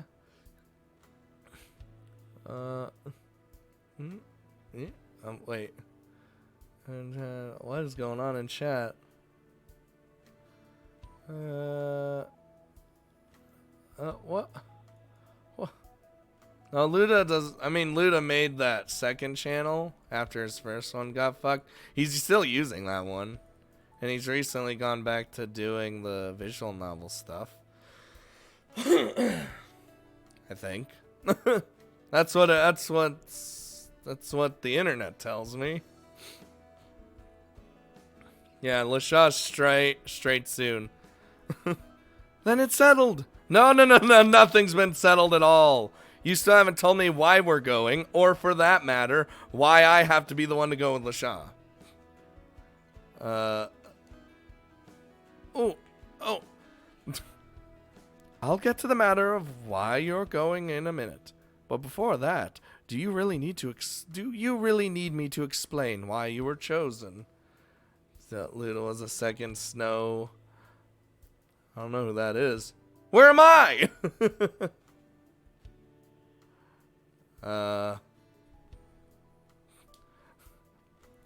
Regretfully, I must nod in response to Hein's question. Very well then. Sable, you may not be aware of this, but the majority of elves are extremely xenophobic. They live their entire lives isolated from other species, surviving off water and plant life while living deep in the forest. In the case of the residents of my village, however, there was one prominent exception to this rule. A human by the name of Bartholomew. His stay may have been short, but he succeeded in engraving his visage in the hearts of the villagers nonetheless. He taught them that human beings are not all bad, and that elves and humans can live together in peace, until we realize that all humans are, in fact, bad. Oh, God.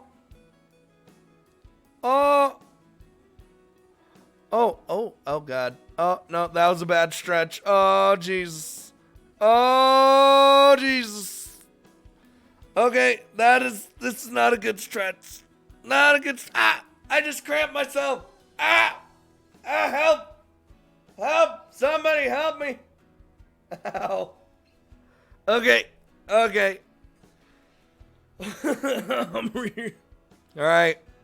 Cramp's gone. That was weird. Oh God. Okay. Do you see where I'm going with this? Yeah, I think so. The members of your village only trust two races, elves and humans. I'm a human being who isn't hostile towards elves. In fact, I actually get along quite well with Lasha, who is a former resident of the village in question.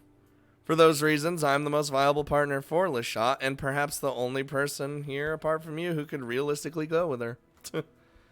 So he's making me worry when he stretches wrong. That was the first wrong stretch in a while.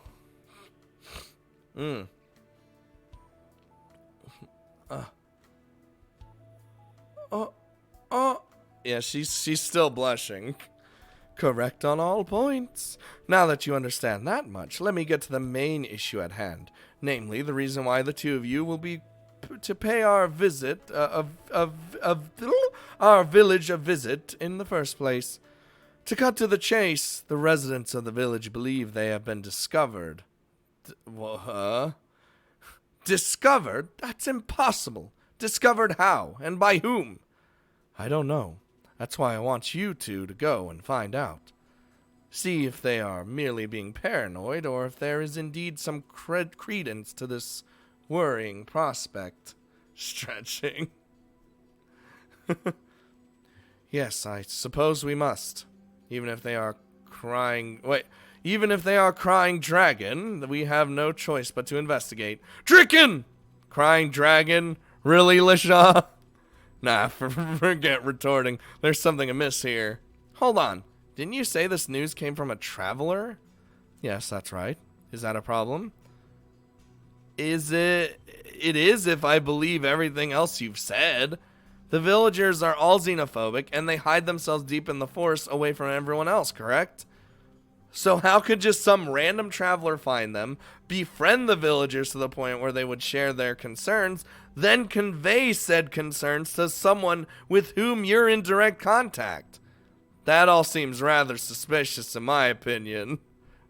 Almost like a certain principal sending me off on another half-assed trial. You're right. That is indeed troubling. Sable IQ. Wait a minute. If a traveler truly gained the villagers' trust, then the traveler in question would have to be an elf. If that is the case, then the situation may be even more grave than I had thought. Really? I would have thought that you'd be relieved to find it was an elf who found your village. You don't understand, Sable. Elves are not a nomadic race. Once we have found a place to call home, we usually stay there until the day we die. My father left our village in the pursuit of diplomacy between man and elf. I later followed suit in order to learn about the world for which my father had abandoned our village. But the two of us are outliers. When elves wander, it usually means that their villages have been destroyed, and they are searching for a new home. Oh. Well, this is bad. If an wandering elf managed to befriend the people of our village, yet chose to continue wandering, then the most likely reason is they were exiled. An elf who was exiled? You mean like a criminal? Someone who broke the rules of their village and were forced out? Precisely. There are any number of reasons why one might be exiled, all of which are quite extreme. Killing another villager, practicing forbidden spells, inviting outsiders into their village. You could get exiled for bringing an outsider? That seems dumb. Is that why you... Of course not. I was not exiled, Sable, nor was I responsible for Bartholomew finding our village. Be that as it may, if I were not the village leader at the time, then yes, I very well might have been exiled after all. Oh boy. This is gonna get bad. If bringing in an outsider is the only crime of this hypothetical exiled elf, then it's possible that they're overreacting. Intervention may not be required after all. On the other hand, if the traveler turns out to be a murderer of his own kin, or some other nefarious breed of criminal, then we'll have no choice but to act. Hein stops to take a breath, then looks at LaShaw and I in turn. Oh boy. With a serious expression on his face, Hein narrows his eyes and straightens his posture, preparing to give us one last set of instructions. Sable, LaShaw, I'm sure you both understand your role by now. But for the sake of being perfectly clear, I will say this one more time. Goodbye, Joseph Ferry. Your job is to return to our village and gather information from the villagers which pertains not only to the concerns they expressed, but also to the person in whom they confided. You are not to engage in any confrontations with hostile parties. Fuck! Nor are you to approach or track down the traveler in question. If there is cause for alarm, I will dispatch a senior student well versed in combat to intervene. Dude, let's bring Narm! I know Narm hates fucking humans. I get it. But he's big and beefy. He can protect us. Perfect bodyguard. I mean, then again, like, Lashad can do crazy magic shit. But seriously, come on. Your only job is to gather information and then to return to Amadroni Academy safe and sound. Do you both understand? Lashad and I nod in confirmation. Good. I have high expectations of both of you. I will not respond well to the other kind. I know, but still. Narm would probably attack the village once you're back from the trip. You will leave immediately using transportation I have prepared for you. It will only take you part way, after which you will walk the remainder of the distance yourselves. Sable, I want you to contact me through your terminal at the end of every day. Even if you have nothing to report, if you fail to do so, I will assume the worst and send somebody to search for you. Your carriage departs in 30 minutes. Take the bare essentials from your dorm rooms and meet me out in front of the academy gates as soon as you are prepared. You are both dismissed. Can we get some ketchup sandwiches? Dude, shit's gonna go down. Where's those ketchup sandwiches? Ketchup sandwiches. Ketchup sandwiches. Ketchup sandwiches. Oh, god damn it. Oh, hold on. Oh. Conveying authority I thought impossible for Ein, he sends LaShaw and I away to prepare for our upcoming adventure. Given our marching orders and offered no room to refuse, the two of us are allowed only a short time to prepare, after which we'll be sent off immediately. Not a real meal. I've forgotten I was hungry. I am hungry. Still hungry. Anything would suffice. Oh, God.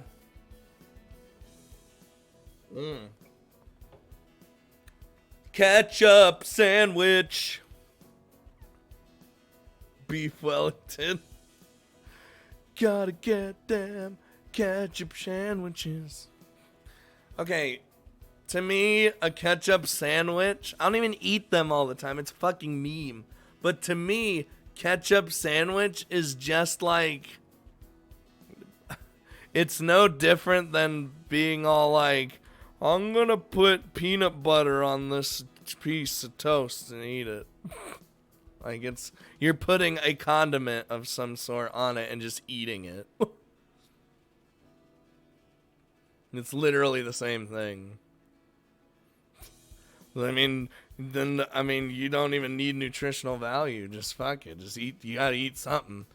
If you don't want just bread or toast or whatever, put something on it to make it taste better. What? We're not talking about nutritional value here. We're talking about just eating something to eat. Fuck nutritional value.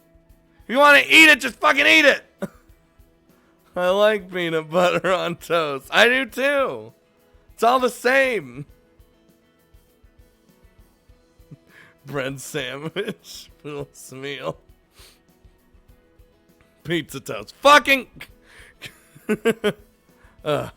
Man, I didn't realize the principal could even be that serious.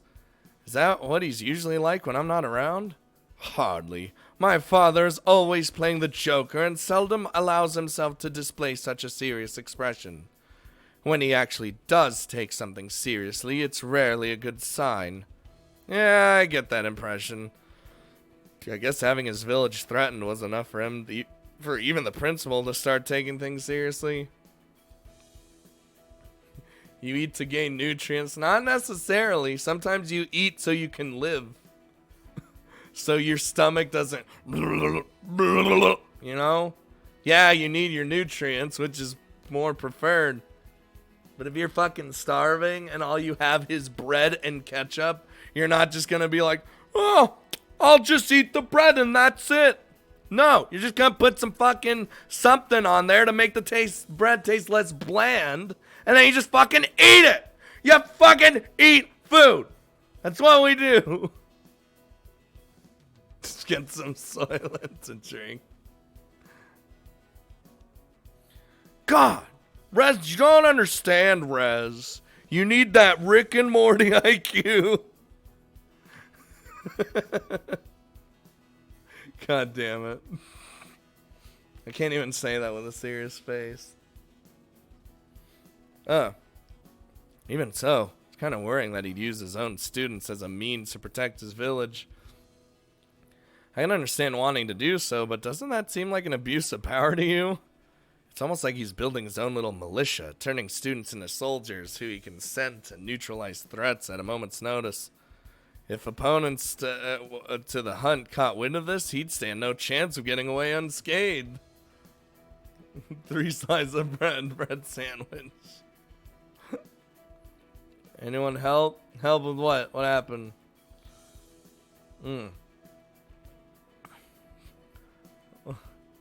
Wait, not gonna make Sean's traumatized. Why is Nekomiki-chan traumatized? Oh, Amane's... Yeah, Amane's ending made me cry.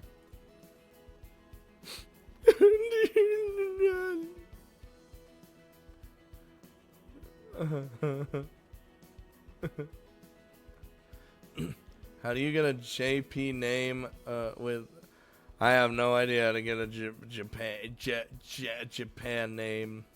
No idea. No, I don't know none of that. Don't mention Omne's ending, man. I legit started to cry in a Discord call. That was the route that I've cried the most to, and it's probably, so far, I'm not done with Sachi's route, clearly, but so far, it is my favorite route out of all of them. Because we also met Kazami Kazuki, Occupation Student Mark 1, the original, and she's totally alive. I don't care what anyone says. Don't care. Theories. Theory craft. There's no way. There's no way you're going to introduce a character that badass and then be like, she's dead. Makes no sense. Writing-wise, makes no sense. Yeah, get him out of here. Get him out of here.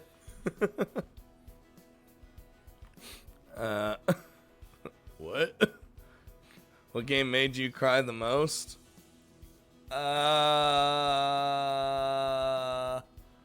of them. I cry a lot, but I can't really pinpoint one that made me cry a lot. Like the most. Anyway, back to whatever the hell we're doing. Don't tell me you still have not seen the anime. Well, in that case, let me tell you about... No, Magnus, I'm not going to watch the anime until I'm done with the entire series, which will take like 10 years. Alright, Magnus? You'll be 40,010 years old when I finally finish it all. Okay. I'd say that my father took that into account when he chose to send the two of us. He knows I won't berate him for protecting our village, nor will I report him to the appropriate authorities. What about me? I can understand him trusting his own daughter with that kind of leverage. But how does he not? I won't use that information to my own advantage. Because you're easier for him to read than you seem to think. You mean as a member of the inferior human race? No, I mean as a trusted teammate and friend of his one and only daughter. With a single sentence, LaShaw wipes the glare straight off my face. Unable to believe what I've just heard, I stare at LaShaw in shock, half expecting her to scowl and berate me for taking her statements seriously. Despite my expectation, however, LaShaw does no such thing. The only game I cried at all is the beginning of Last of Us. Like, that was more surprising to me than anything, because normally you don't, normally it's like, oh shit, they died, you know.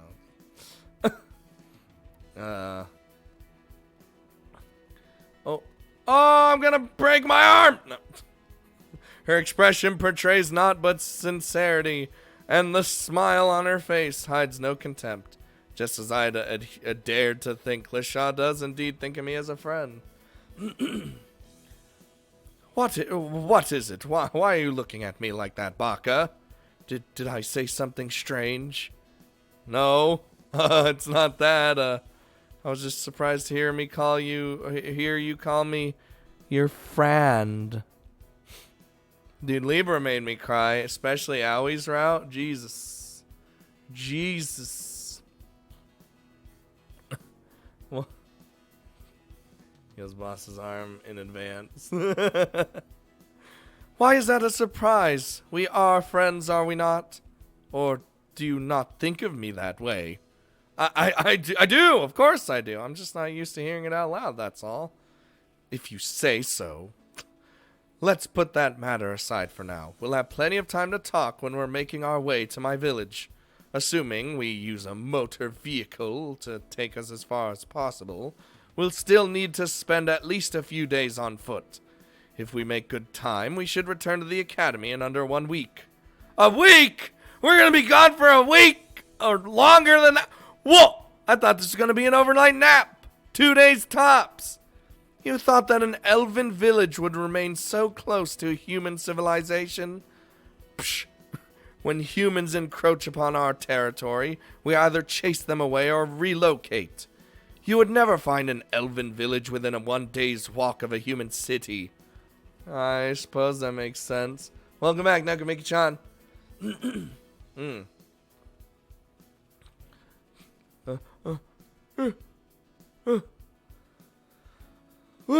Libra, the Vampire Princess, Aoi, best character. Don't care. Still want that other story where it's just where they went to that through the portal and just fought Shuma and Aoi with Aoi as the sword, being beefy. That's what I wanted. Fighting in what was the place called? Terracold, help! What was the vampire's homeworld called? Dimier's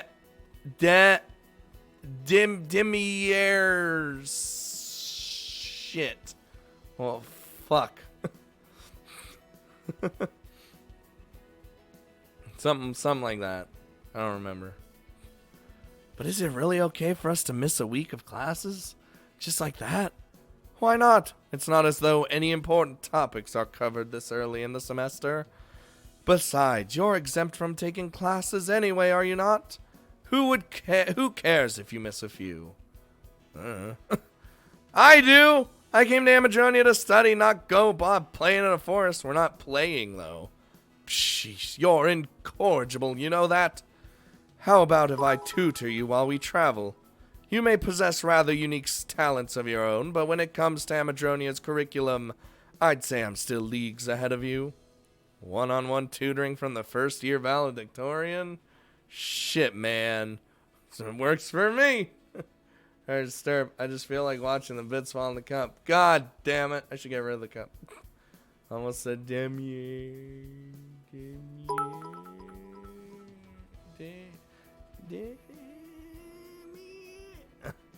That's not playing. It's a team building exercise. She's being buggy, so I'm gonna go. Well, see you later, Josie. Have a good one. Okay, I'll keep the cup. Excellent. In exchange, you shall teach me some of the spells you have created and share with me your thoughts on Amadronia's curriculum. Are those conditions acceptable? You want me to teach you in exchange? You are a master at spell creation, are you not? You have claimed so in the past, not to mention that little episode with Eris, who Terracold loves so much and wants to be stepped on or choked with by her tail or something, and the spell you showed her. If you're half as good as Eris and my father seem to believe, then I want you to show me a spell which makes me agree with them from the bottom of my heart. Okay. Yeah, I can do something like that. I think it's pronounced Demi. Yeah, I was close. What's the first game of Max's Big Bus franchise?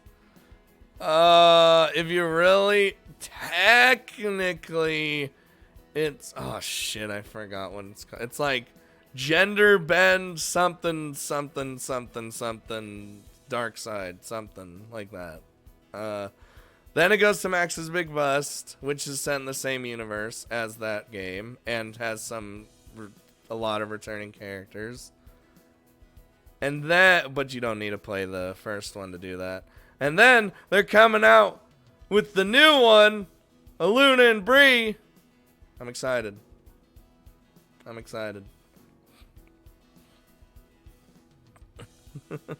So specific. You gotta do it. What? You gotta do the know-it-all nerd voice. Well, actually, you gotta like do. Well, actually, you know. Scott is captain. No. I could do that. I'll try to teach you a few good spells to, well, teach you while I'm packing. Wonderful. I can't wait to see what you come up with. Holy shit. She is actually happy for fucking once in her life. Well, I suppose we ought to get packing. Make sure not to grab too much, Sable. Some clothes and water should do the trick. Don't overpack. Got it. Oh, totally overpacking. Filled with far more energy and enthusiasm than I possessed before entering the principal's office, I quickly stuff my backpack and exit my dorm. 7 pairs of underwear, 3 shirts, and 1 pair of pants. One pair of pants? Come on. I know your pants don't get dirty that... Well, I mean, no, that's a lie. We need more pants than that. Enough for 1 week of partial hygiene in the middle of nowhere. If I wind up needing water, I'll just condense the moisture in the air around us and create water that way. It'll take a bit of effort, but it sure beats carrying water bottles around. Oh, maybe I should teach LaShaw a spell which achieves the same thing. It's probably not what she had in mind, but it's still might be pretty useful, especially in the case of an emergency. Foreshadowing. Let's see, what else? What would be useful for a mage as knowledgeable as LaShaw? I could use this opportunity to teach her how to use Terminal, though I don't think she'd appreciate being specifically taught something she could learn on her own. It seemed like LaShaw was seeking more obscure, unorthodox spells, like, I don't know, my photosynthesis spell. Ooh, can we teach her the spell with the black hole? That'll go perfect.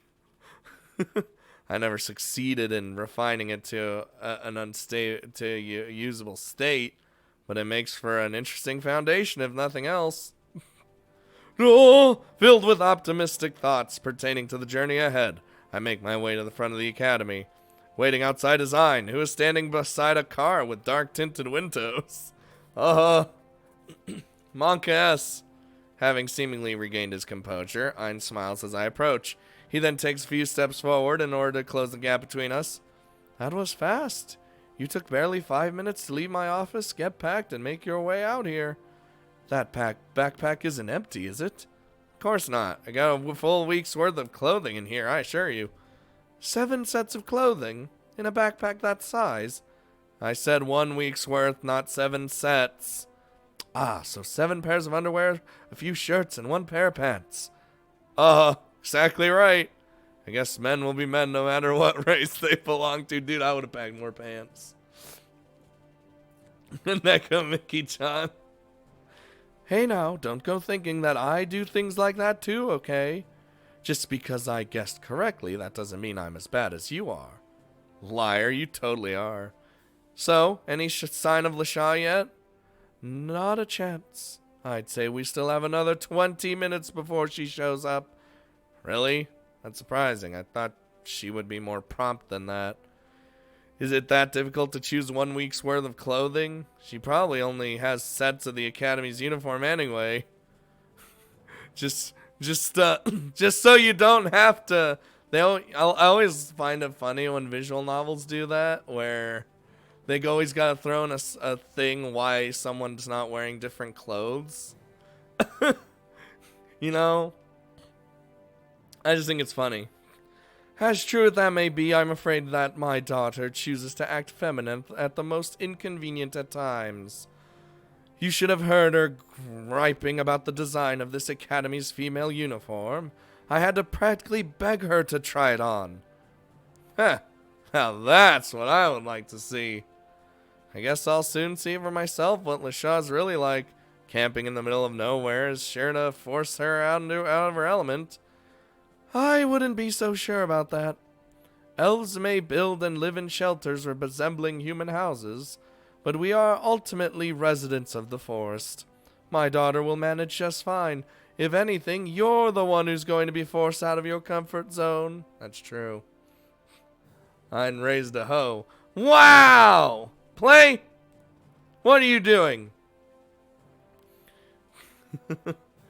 You're right. I didn't think it through at all. Oh man, I hope I don't get lost or do something stupid that puts us in danger. Foreshadowing!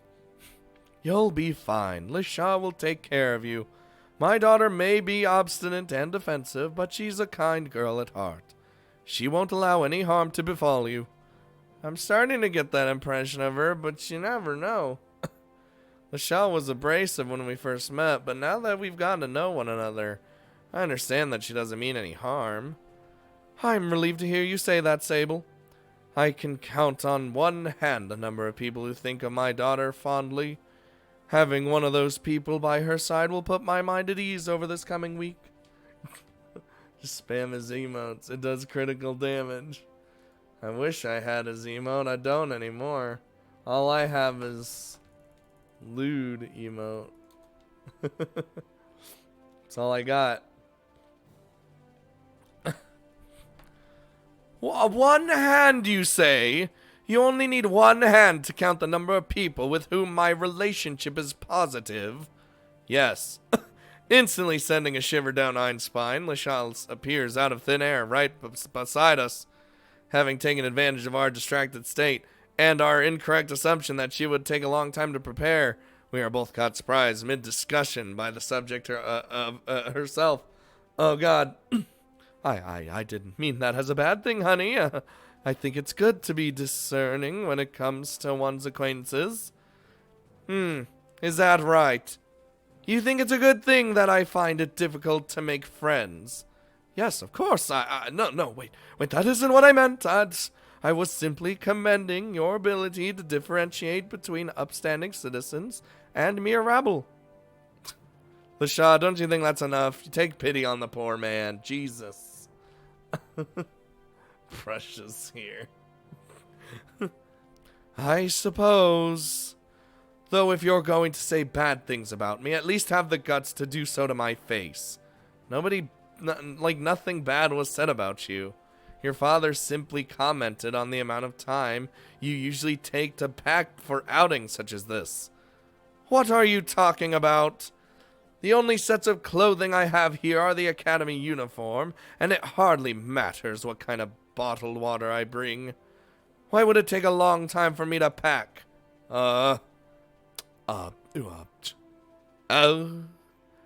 Picking out underwear? Whoa!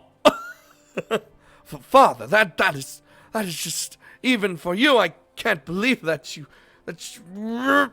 I'm sorry, it just slipped out. Please don't hit Papa. Oh, I'll do worse than hit you, old man. Oh my God. Come over here. I'll have you drawn and quartered for your insolence. Sable, help me. Like hell, I'm going to help you. You brought this upon yourself. I didn't mean any offense. It's just women take a long time while fretting over clothing, and Lachau's outfits are all the same. So I figured, I'd stop talking. You're only digging yourself deeper grave. Is that true, Nagamiki-chan? Actually, it is. I have to wait literally 30 minutes to an hour for Maya to get fucking ready doing anything. Okay. I need water. I gotta put on my makeup. What, does this look good on me? Maya, just fucking wear something.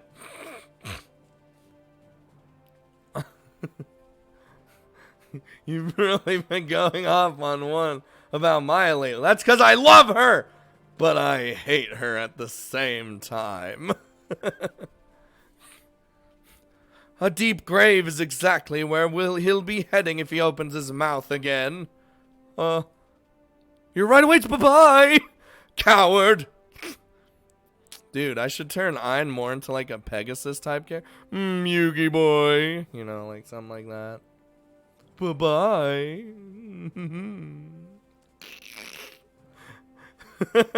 After gesturing towards the car with tinted windows, Ein flees as quickly as his legs will carry him.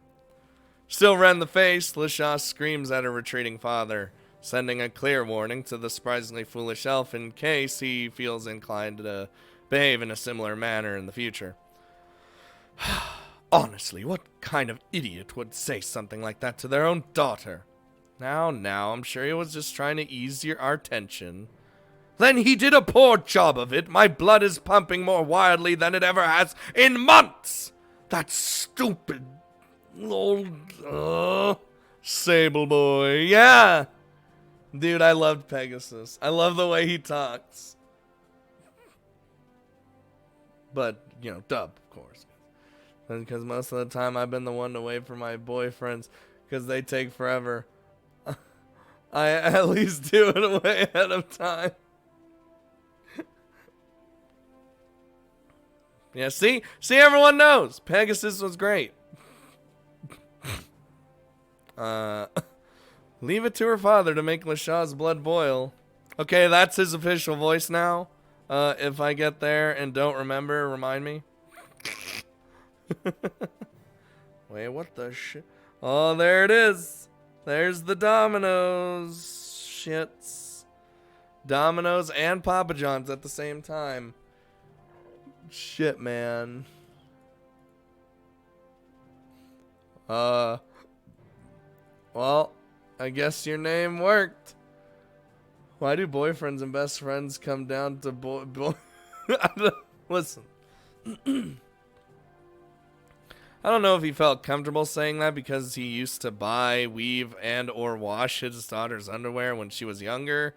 But even I know that he crossed the line just now. Forget it. If there's any upside to all this, it's that I won't see his stupid smirking face for another week. That's the spirit. Forget about your father and think about all the fun we're gonna have. I'll admit I am looking forward to traveling with you. I've thought for a while now that I'd like to have a peer with whom I could exchange theories pertaining magic. All the more so that if they could teach me something I didn't already know. Would I be getting my hopes up prematurely if I were to start thinking of you as such a person? Not at all. I'd be delighted to exchange theories with you, and to teach you a few new spells. Don't expect too much from me, though. I have no experience teaching others, and the closest I've come to holding a real discussion on magic was during our trip to the city. To meet you. And thanks for following.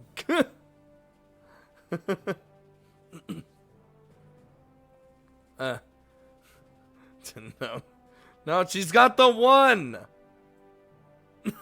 And she forces him to watch me. Hi, Neko Mickey-chan's boyfriend. If you're out there, I'm Bosskwar in the Weepathon. I mean, you already know that. Fuck. What's his name? I'm gonna embarrass him. Hi.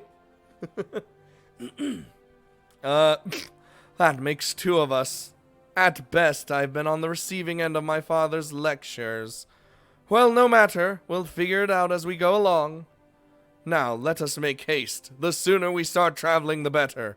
No argument here. I'm ready whenever you are. He's gone until way later. It's... Oh, Jesus Christ. Misael? Fuck. Misael? Is that how you say it? I think I said it right. I think I said it right.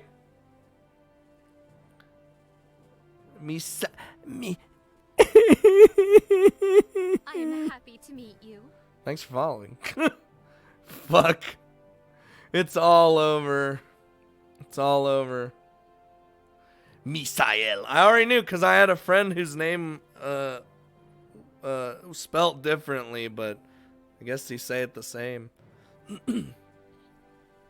See? I'm good. At LaShaw's prompt, the two of us enter the car prepared by her father. Inside is a demi-human of considerable age, dressed in a formal suit and sitting in the driver's seat. The moment LaShaw and I have taken our seats in the back and fastened our seatbelts, the driver glances at us through the rearview mirror, then starts the engine. We're gonna be heading out into the forest. We're going... A short while later, we are driving away from Amadroni Academy, bidding the Academy goodbye as we begin our week-long outing.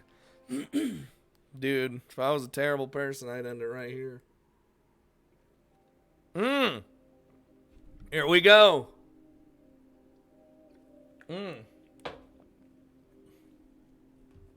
We're good. I mean, we're on... What is... This is creepy, all right? Creepy and beautiful at the same time. What is this music? It's like some music you'd hear in Metroid Prime. It's like all hoozle hazel. Little drag. Oh no, she's back with the memes. Little drag, we're actually going to the village because oh jeez, I don't like explaining things.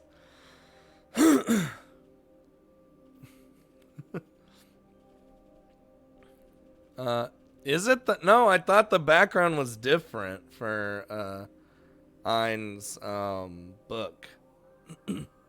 I'm pretty sure it was different. Oh. Are you used to creepy forests from your Sakura fantasy playthrough on YouTube years ago? It's okay. They'll never come out with Sakura Fantasy Part 2 or whatever, but they will come out with Sakura MMO 2 Electric Boogaloo. Having been driven a shorter distance than expected, Lisha and I spend many days on foot, wandering through thick bushland far away from human civilization. With Lisha guiding the way, I am continuously assured that we are heading in the right direction, and with nothing but plant life on every side, I have no choice but to believe her. Surrounded by trees, haunted by the rummaging of unseen predators, I feel ill at ease every waking moment. No matter how long I spend in the wilderness, I fail to adapt. Out here, there's no semblance of life as we know it, nor is it possible for me to return to the academy or to take a break from our adventure. I'm just fucked. I want Sakura Fantasy Part 2. Never gonna happen. Instead, you get Sakura MMO 2 Electric Boogaloo. Actually, I should make like another. If I were to make another channel, that's what I want to call it. Bosskwar 2 Electric Boogaloo. Can I get in trouble for that? Is that copywritten? No. Until we've seen this ordeal through to completion, Lisha and I are stuck out here, whether we like it or not. You'll be fine. Will you hurry it up? We're making even less progress than yesterday. At the rate we're going, there's no way we'll return into Amadronia Academy by the end of the week. Don't make it sound so easy. Not everyone has your constitution, Lisha. Yes, another complaint. Life is unfair, blah, blah, blah. It's all Lisha's fault. And if all you're going to do is whine, you might as well head back on your own. I'll certainly be much better off without you. You know, I'd love to return on my own, but if I head back, I'll get lost for sure. Absolutely pathetic. What happened to your enthusiasm you displayed a few days ago? Was your willingness to come along merely a facade? I am willing. I'm just not able. He's just... Oh my god. Bosskwar 2 Electric Boogaloo. Sable is not able. I'm a researcher for crying out loud. Oh god, okay. I used to hiking through thick forest in the middle of goddamn nowhere. Then you'll either adapt or you'll die. Either way, don't expect any help from me. You made that painfully clear, Lisha. You'll lead the way and you'll chastise me for being slow, but you won't lift a finger to help me. While our journey may have started off in a fun, exciting manner, it won't stay that way for long. My lack of stamina and mobility have drawn Lisha's ire time and time again. My slow pace also seems to have irritated her, as does my inability to point out edible flora. Worst of all, night travel is excruciating, thanks to my inability to see in the dark. I can get by using illumination magic, but that's only a short-term solution and not something to use for hours on end. The spirit is willing, but the body isn't able. Reminds me of The Death by Sun Tzu episode of Futurama. Fucking goddamn it. I was like, where's this going? And it went there. Ultimately, LaShaw has been forced to babysit a useless human being, and going by her increasing frustration, it seems she's quite sick of it. This would be so much easier if I excelled at levitation magic, or if I had wings. Flying over the tops of these enormous trees would make traveling to LaShaw's village a cinch. Instead, I'm stuck trudging through mud, stepping over fallen branches, jumping in fright every time the bushes rustle. I just want to go home. LaShaw, can we rest soon? Please, for the love of God. My feet are sore. My legs are tired. I feel like I'm going to collapse any second. Again, we only just took a break an hour ago. Yeah? And we've been walking ever since. Now I'm tired again. Oh, for the love of... Fine. We'll take a short break. Conjure up some water, would you? I'll go out and find some food. Without delay, I sit down on a nearby log and breathe a mighty sigh. Whew! Exhausted beyond belief, I close my eyes and raise my head, looking up towards the sky above. Of course, thanks to the tall trees surrounding us on every side, the sky itself is impossible for me to see. No matter where I look, all I see are leaves, leaves, and more fucking goddamn leaves. It's so done. I'm getting so sick of this damn forest. Dude, that'd be all of us. We'd be so done already. Red Bull gives Sable wings. Does it exist in this world? I actually have a Red Bull in the fridge. Only because Maya sent it to me for some fucking reason. Maya sends me weird shit.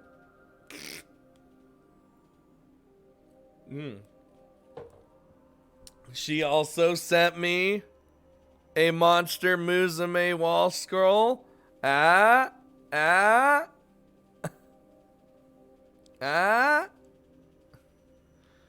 See, you'd love going hiking, but if you're out there for weeks and then you die, then, you know. It's, whatever react to go. I would, you wouldn't. That'd be even better. God damn it. Okay, you'll go out in the forest and you'll just live forever.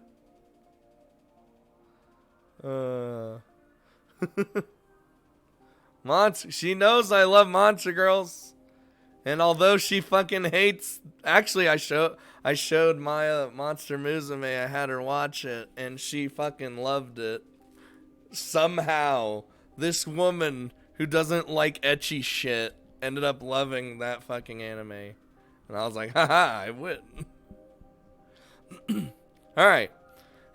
It was exciting at first being immersed in nature and venturing off into the middle of nowhere, but now I just can't stand it.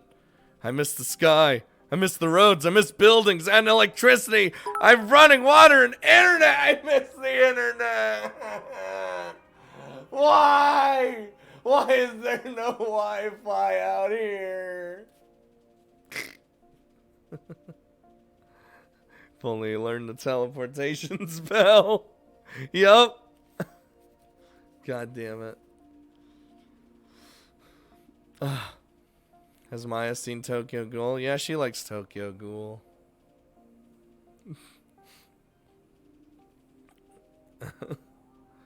Yeah, my favorite monster girls from Monster Musume anyway are Mia and Poppy. And I'm leaning more towards Mia now because I realize that Maya is Mia. Except more yandere. Just imagine being with that for a second. God, I love her. I miss the sky. I miss everything. I miss being able to order food from the cafeteria instead of foraging for scraps like a goddamn caveman. I miss sleeping on a soft, warm, comfortable bed and engaging in idiotic banter with my not-so-serious classmates. All those things and so much more. I never realized just how much I've been taking it all for granted. By the way, LaShaw went to go find food, and now we're by ourselves. All this time in the wilderness is driving me insane. I might end up eating people like Amine's route. How many days have I been out here? It's starting to feel like a lifetime. It's been 3 days, Sable. Today will be our 4th. 3 days, 3 years, 3 lifetimes. Doesn't even matter anymore. I'm going to die out here. I know it. He's going nutso. He's actually going crazy. You are quite possibly the most pathetic being I have ever laid my eyes on. Come on, isn't there something better you could be doing with your time instead of whining? Why don't you come up with a new spell to make this trip easier on your body? A new spell? Yes, that's right. Spell creation is your forte, is it not? Why not make a spell to... see in the dark for long periods of time without using illumination magic? Sure, that's a good start. What else can you think of? Well, if it's about making this trip easier, then how about an autopilot spell so my body will continue walking without me telling it to? If I combine that with something to strengthen my legs and another spell to reduce my body weight, and then... Alright, I got it! I'll turn myself into a zombie. Perfect. We've got it. A what? You know, the undead, walking corpses with inhuman strength, which never tire and recover from any wound, no matter how severe. Okay, they don't recover so much as just take the hit. They don't recover at all, because they're dead. They can't actually recover. I don't think you need to go that far. Ease the pain in your legs and reinforce your eyes at night. That should be plenty. No. You're not thinking big enough, Lashaw. You need to think big. By the way, he's nuts right now. Why half-ass it when you could go all out and make the rest of this trip fly by? Why continue to walk if you could just float? Sounds like an American in Vietnam Force. Hey, we lost that war. And it's the only war we'll ever lose. We're coming for you. We're coming for you, Germany. No, we're not. Fine, do as you see fit, but leave any such experimentation for another day. While our journey may continue for many more days, the end of the first leg is nigh. Pumping yourself up now will do you no good. The first leg? Wait, you don't mean... That's right. At our current speed, I estimate that we will reach my village by nightfall. Oh, thank God. Oh, please. Please. Oh. Play Suki. Wait, Suki? No, I haven't heard of that one. I normally hear about these things. The way you were talking earlier, I thought it would be another couple days before we arrived. Not at all. We're already close enough that it wouldn't be odd to find a member of my kin wandering around. It's the return trip that I'm worried about. The return trip? Why would that worry you? Because you're already half dead and we haven't even reached my village yet. Taking that into consideration, the same distance we've just covered will take significantly longer to cover a second time. Oh, yeah. You might be right about that one. Oh, shit. God damn it. Goodbye, Turbo. We'll see you later in the Discord or something. By the way, Discord link. Obligatory. Obligatory top 5 is also out. Watch it. I give you my thoughts and stuff. I mean, I was actually surprised that my top 5 video was copyrighted. Like I didn't get a strike or anything, but like it was like, oh, you copyright, and I was like, okay. I looked at it, and it was the Love Live music. I was actually surprised because they've never copyrighted whenever I used the stuff before, which didn't matter because it was like it was like, oh, you'll still get ads or whatever. It just shares. You'll just share it with them. I'm like, oh, okay. Not that I really care about the ads or anything. It's just, I just thought it was funny.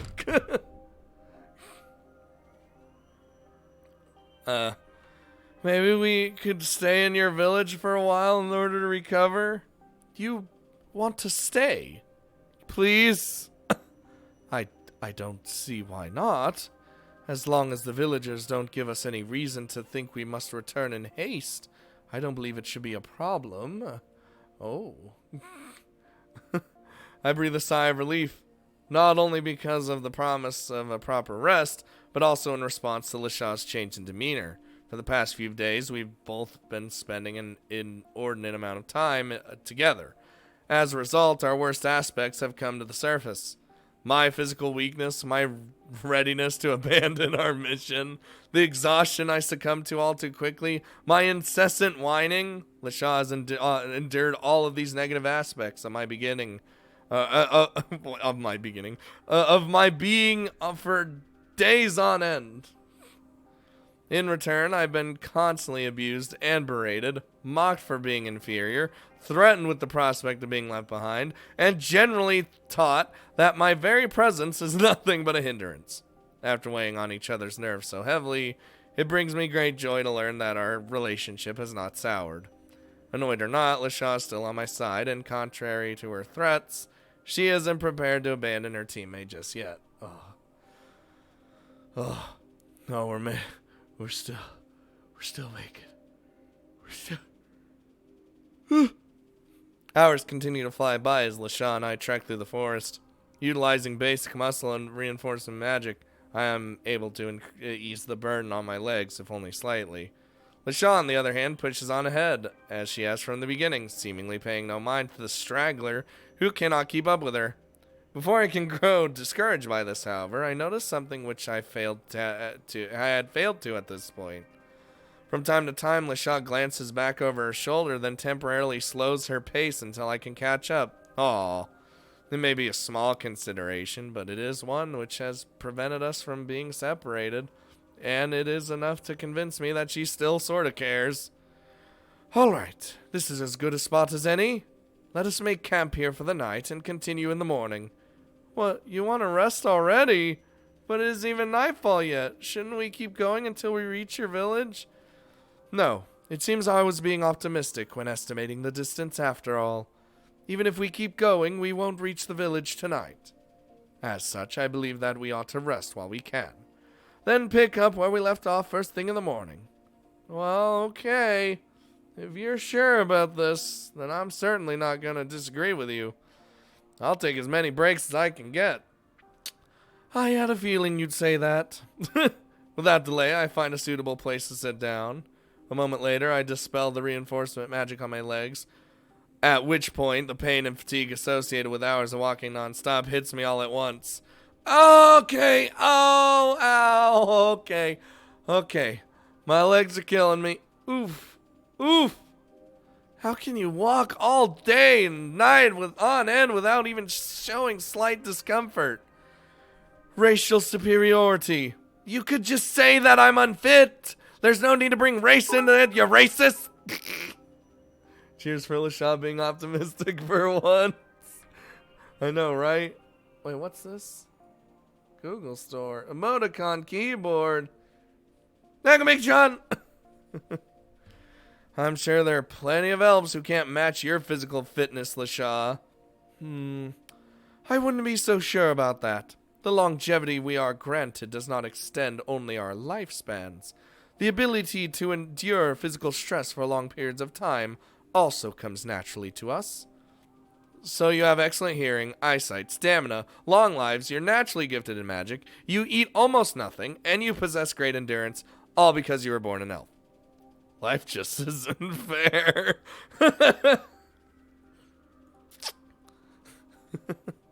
That is why I keep telling you that my race is superior.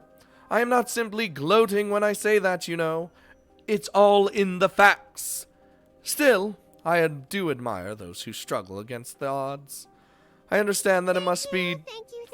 I love Fuck. you all. You are totally awesome. Almost as good as pudding. God damn it, butt guy.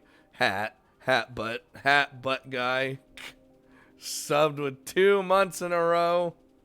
Thank you. Jesus. I understand that it must be difficult for a human being to compete against others who excel at magic from the moment they are born. Even if your goal is to become a researcher, you will often find yourself limited in ways that others cannot, or are not. Brain. Space Marines. Help. Poggers. Poggers! Pog champers. Had you been born a member of another race, your goals would likely have been simpler to actualize. I know I complain about a lot of things that make me human, but it really isn't that bad. You guys are the ones who have it tough, always being hunted and forced to relocate because of my kind. Oh, I wouldn't worry about that. We elves are not so easily defeated. Relocating every century or so is not a big deal. At worst, it's a minor annoyance. As you'll soon see, we are resilient, adaptable beings. Even if you force us out from our homes, we will persevere. We get there, the village is fucked, and it's like, oh.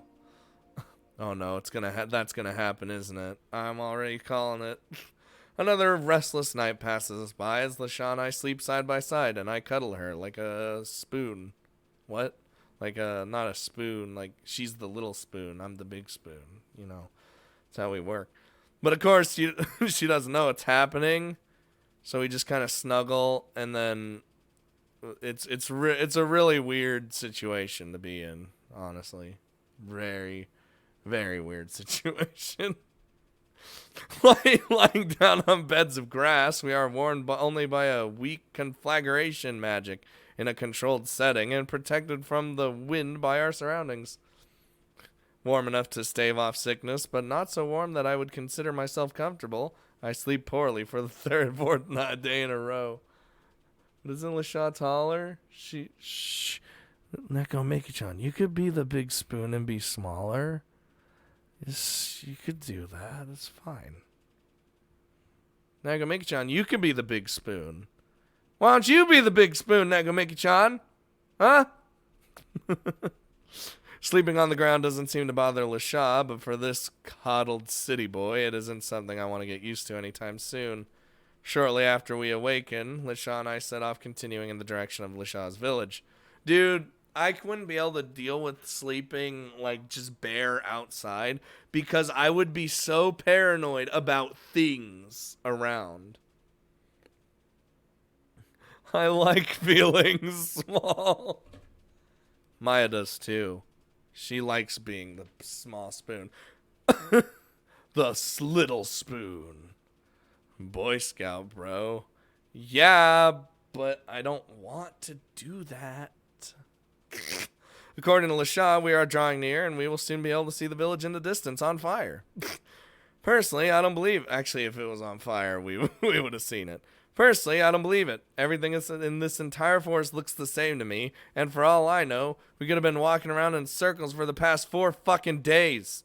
Contrary to my pessimistic moaning, however, LaShaw is correct. By noon, we reach a clearing so different from our surroundings until this point that even I can tell we've hit a milestone. The two of us walk through the clearing, keeping our eyes peeled for any signs of life, and surely enough, we've reached the village. Wait, what the fuck? I know that we've seen this one before, but I never actually noticed that before. The little tiki, little spoon is best spoon. Yeah, I'd be super scared too.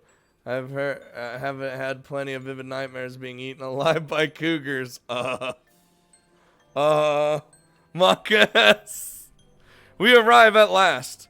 We're here. We're finally here. And he just collapses and just thank you, God. Once I slept outside in France in the summer near a river. Bad choice. I had 189 mosquito stings. How did you not die, Magnus? I mean, you're 40,000 years old and a chaos sorcerer, so... Oh, by the way, guys, speaking of chaos sorcerer, so... play gifted me XCOM 2 the other day.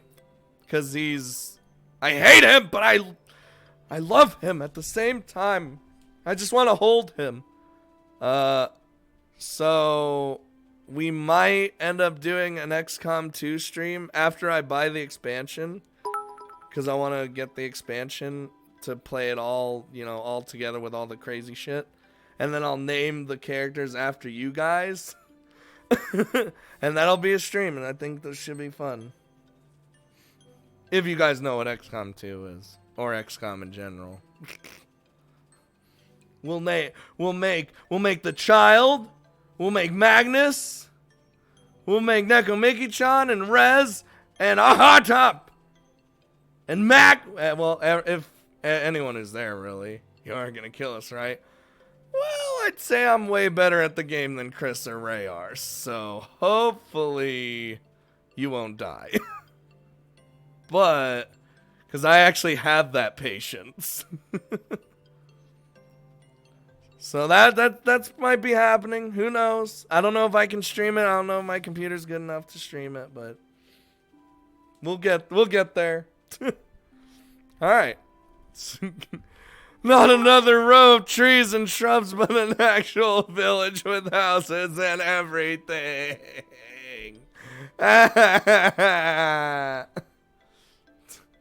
Blue dragon. Your eyes do not deceive you, Sable. As interesting as our journey has proven thus far, I am relieved to say that we have now reached our destination. Sable, on behalf of my kin, I hereby welcome you to our village. I look around the village with widened eyes as I take in the sight not seen by another human being for a full century. And why do I feel like everyone's dead? Oh, God. The village is illuminated by magic stones, as are the homes. Without electricity or electronic equipment, the elves appear to use either magic or magical items to enrich their lives. The houses all appear to be primitive in design, but at the same time, they are undeniably cared for. Not one of the houses appears to be damaged or dilapidated in the slightest. Floating stairs, elfin engravings, a thin yet eerie mist, and a sky permanently lit up by a source of light other than the sun. This is the home of Ein and Lisha. This is amazing! An actual elven village! Right in the heart of the forest! It looks like something out of a storybook! I assure you, I mean, it is in a storybook because Ein did write a book and it's there. And Nakamiki-chan, are you talking about getting killed by cougars? Stop it! Bad Nakamiki-chan! I assure you, our village is quite real. It was built with stone, wood, sweat, blood, and tears over many decades. It is the only home I have ever known. I was born here, I grew up here, and in the back of my mind, I always figured I would die here. Oh, hey, there's no foreshadowing. There's no need to say something so ominous, hey, You finally returned to your village after being away for so long. Death should be the last thing on your mind. You are correct. My apologies. Hey, she's actually smiling. Again, she's happy. Come. Let me introduce you to the people of my village who they may or may not be dead. Lisha walked through the village without any hint of unease or restlessness. Unlike the foreigner following closely behind her, she belongs in the village. And, as Lisha herself explained, it is her birthplace, as well as the village in which she grew up. To Lisha, this may be akin to her homecoming. I'm glad that Lisha is able to return to her home, if only temporarily. She's usually so uptight and defensive at the academy. It's like she feels out of place, or she thinks other people are out to get her. But now, from the second she laid her eyes on the village, Lisha has actually seemed happy. What do you think, Terracol? I'm so confused. I heard my dog eating, but I turned around and he was laying on the other side of the room. Little drag, what are you doing? What's going on there? I look around nervously as the villagers watch us from afar. Okay, so they are still there. Their gazes are cold and ruthless, like predators watching their prey. They don't let me out of their sights for even a moment. Hey, I thought you guys liked humans! Whoa! Well, only this village. It isn't until Lisha enters their line of sight that they're finally able to relax. But even then, their malice does not disappear completely.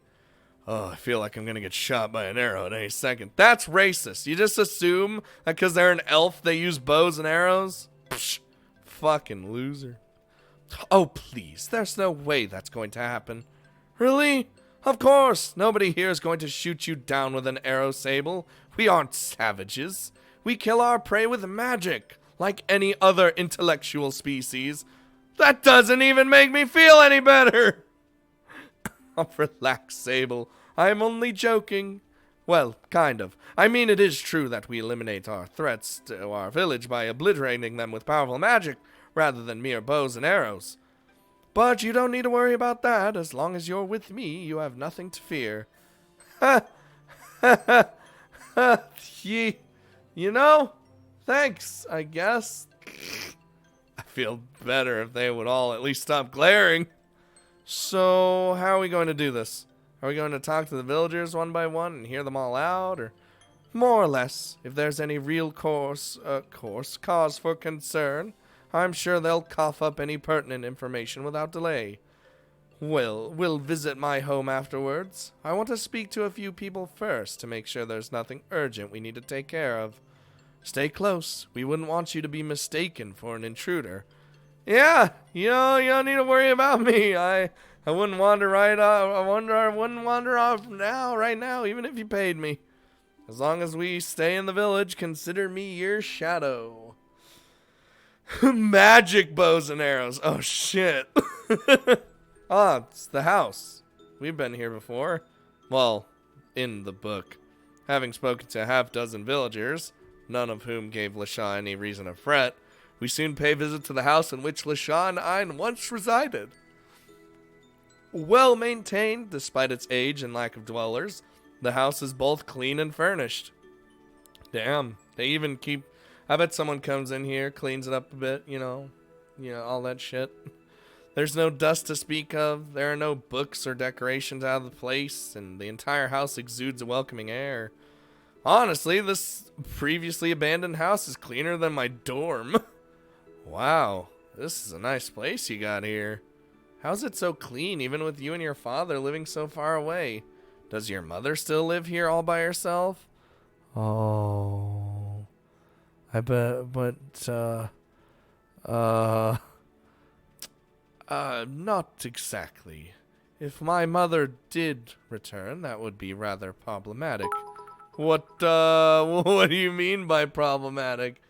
Yeah, but they probably cheat on the cleaning. They do it with magic. Well, who wouldn't do? If you could clean everything in your house in an instant with magic, you would use magic. Was she exiled? Good guess, but you're only partially correct. I'll tell you the full story later. For now, I think we're long overdue for a bath. A bath at the same time, or a bath where it's just me in the bath, but you think I'm out of the bath, and then you come into the bath naked, and then you screech at me, and then I get in trouble, even though I was the one taking the bath, but you were coming in on me, wanting to take a bath, but I wasn't done with the bath.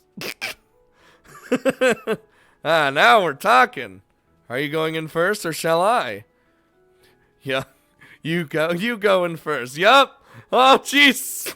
The sooner you rid your body of the scent of human sweat, the easier it will be for you to fit in here. Is that why everyone's glaring at me? 'Cause I stink? Well, you've been days without a bath. Sheesh, sensitive eyes, ears, and noses. You elves are unbelievable, you know that?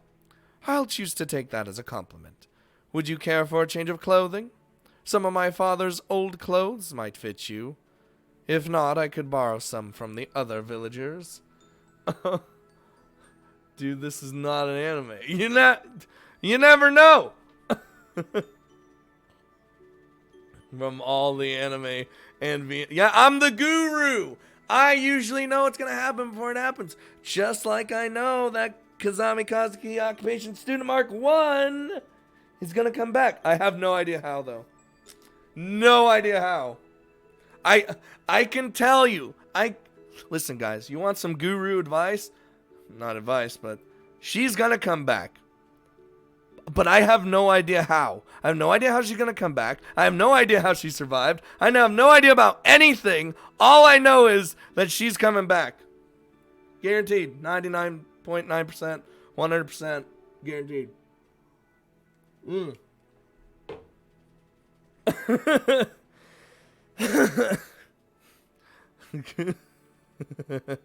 Again with this. Dude, until I get to that point, I don't even know when it's gonna happen. But she's gonna be like, "Sup, bro? I heard you needed help." I'd be okay with that. She just shows up, like, for some reason her arm's fucking gone because it was broken, it got eaten off or something. She's like got like a fucking like a stub or a prosthetic, and she's like, "Hey, I'm here to help." And the prosthetic turns into a gun. Do. Listen, I'm crazy, okay? I'm fucking crazy. 10 years later. Fuck you, Magnus. You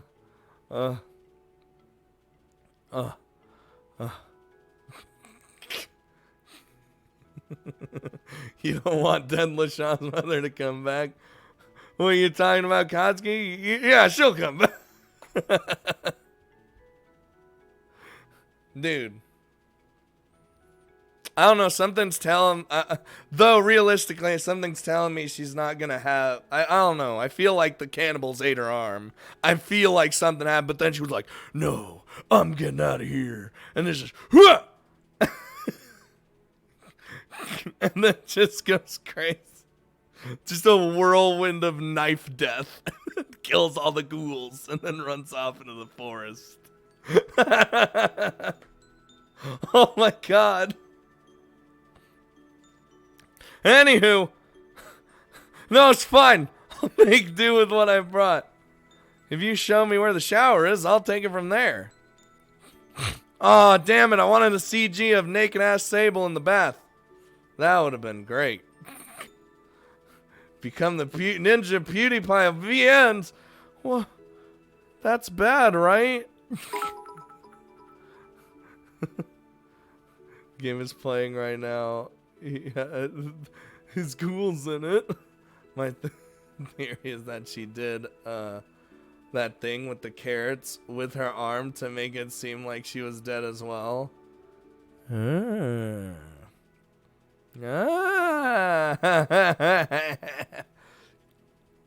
Echo Mickey-chan, you might be onto something.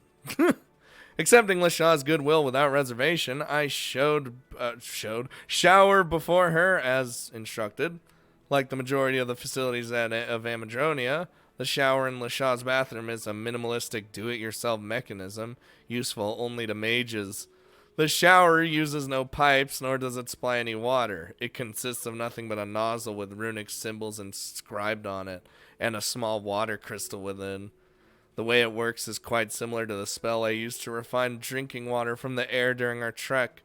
Utilizing the water crystal to amplify one's control over liquids in their immediate vicinity, a mage follows the instructions inscribed on the nozzle to extract moisture from the air around him. Dude. Boss is the ninja of VN streaming would be fun, but chat would be impossible. Yeah, that would really suck. Personally, I don't think I'd ever want to be as big as that, honestly. Like a ninja or a PewDiePie or a Summit or whatever the fuck have you. I think I would rather have like kind of what we have now. Like maybe a little bigger. Like I would say probably anywhere from like 1 to 500 viewers at once. I'd be fine with that. I'm so, you know, that way everyone can talk. Everyone has, you know, I could read what everyone's saying rather than the chat just being spammed with fucking emotes that's not even moderated because they just don't give a shit about their communities. And yeah, see, the 500 mark is like okay. I would say even at 1,000 it's still fine. But if you go to like then oof. Oof. All right. They control the moisture with very fine movements, cleansing their body by using their own power. I am happy to meet you. Thanks for following. It's a little hard to control once you get to the 20k to 200k range. I mean, yeah. But you could still... And I don't like... I never really liked this follow/sub only chats. Speaking of which, we're activating sub only chat. No. Honestly, it's a lot of work compared to turning on a faucet and letting the water flow. Bathing this way is rather taxing. Yeah, I wouldn't want to bathe that way. It feels bad, man. On the other hand, it wastes no water, and a person could theoretically take a shower anywhere they want, even fully clothed, if they're skilled enough. So you just... That idea is weird to me. We'll see how big Scott gets. Hopefully he won't get too big for us. Well, I don't doubt that's ever gonna happen. I don't want to be too big. Sub only chat it'll be pretty quiet then. I don't know. I mean, for us, there's usually like a bunch of remember me as the thorn in your backside. Please don't ban me, play.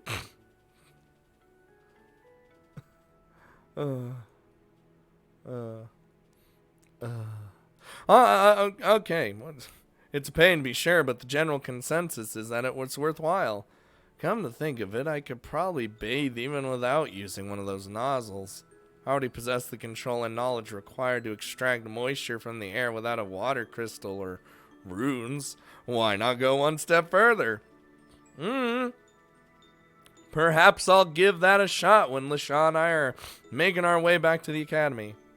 Whoa, hold on there.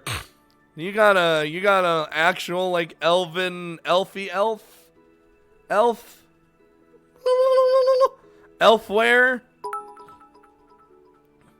Sub only chat would have a little difference, yeah, with play around. No, it's okay. Play's not gifting subs anymore. It's fine. We don't need to worry about that. He said no. He said no more. Whew, there's nothing like a good shower after a lengthy walk through the forest. The concept of a hot shower is truly dangerous. I could spend all day in there were it not for other matters to which I must attend.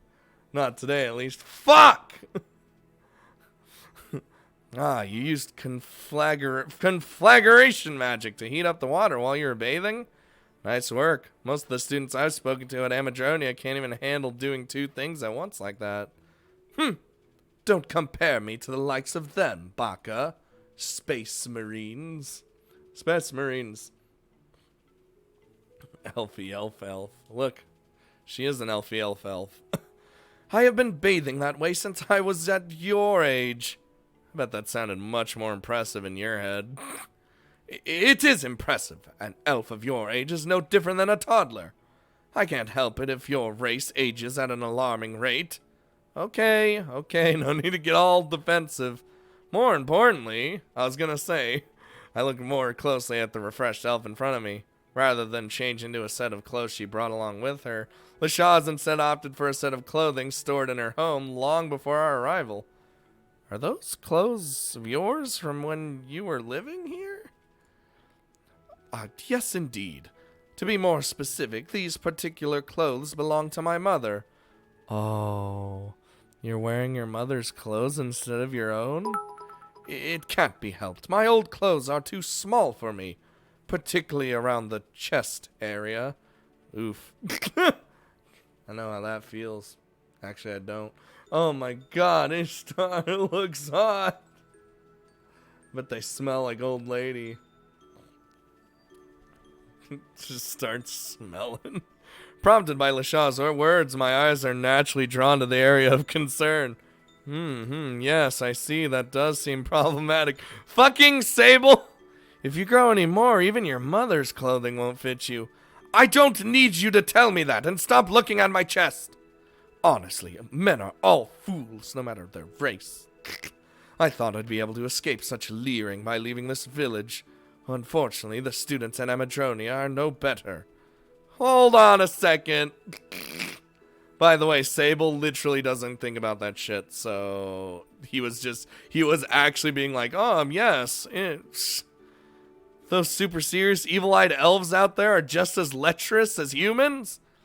I don't know enough about human beings to make that comparison, but from what I've heard about your kind, I suspect that the answer is yes.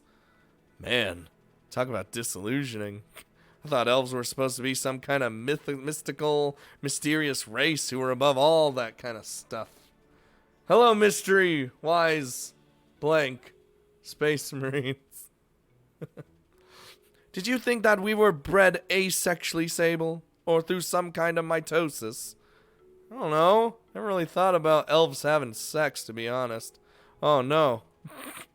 You all look just like humans. But I know better than to assume any similarities at this point. Good. Then it would seem that reprimanding you has been a worthwhile effort on my part after all. I'm not going to lecture you on this kind of subject, but I will say that, from what I know about human reproduction, our races are more or less the same. Our gestation periods differ, and we grow at different rates, but otherwise we are the same. Huh. It's cool. It's interesting. If that's the case, is it possible for human and elves to breed with one another? LaShaw, what do you think? You want to try? We got Terracolt right over here, ready to go. Whoa! What are you talking about? Why would you ask me something like that? No, I didn't mean anything by that. I was just thinking, since we're the same, then I don't know, maybe. Like I know. How could I possibly know something like that? And even if it was possible, no elf would ever even attempt to breed with the likes of a human. Do you understand me? I get it. Calm down. Jeez. Why would he want a website like that? Whoa! Wait. Oh, do you want a website that lets you play sexual games for free that I also used? I mean, I'm good. I'm good. Backs away slowly. Look, I'm sorry for asking a strange question, alright? I was just curious, that's all. Well, your curiosity won't be satisfied anytime soon. I'll tell you right now, if you dare try to make a move on me, I won't! I literally don't give me... Please, there's no need for threats. I won't do anything strange to you, okay? Nothing at all. Not now, not ever. Good. I guess. Whoa! Baka? Hentai ecchi space marines?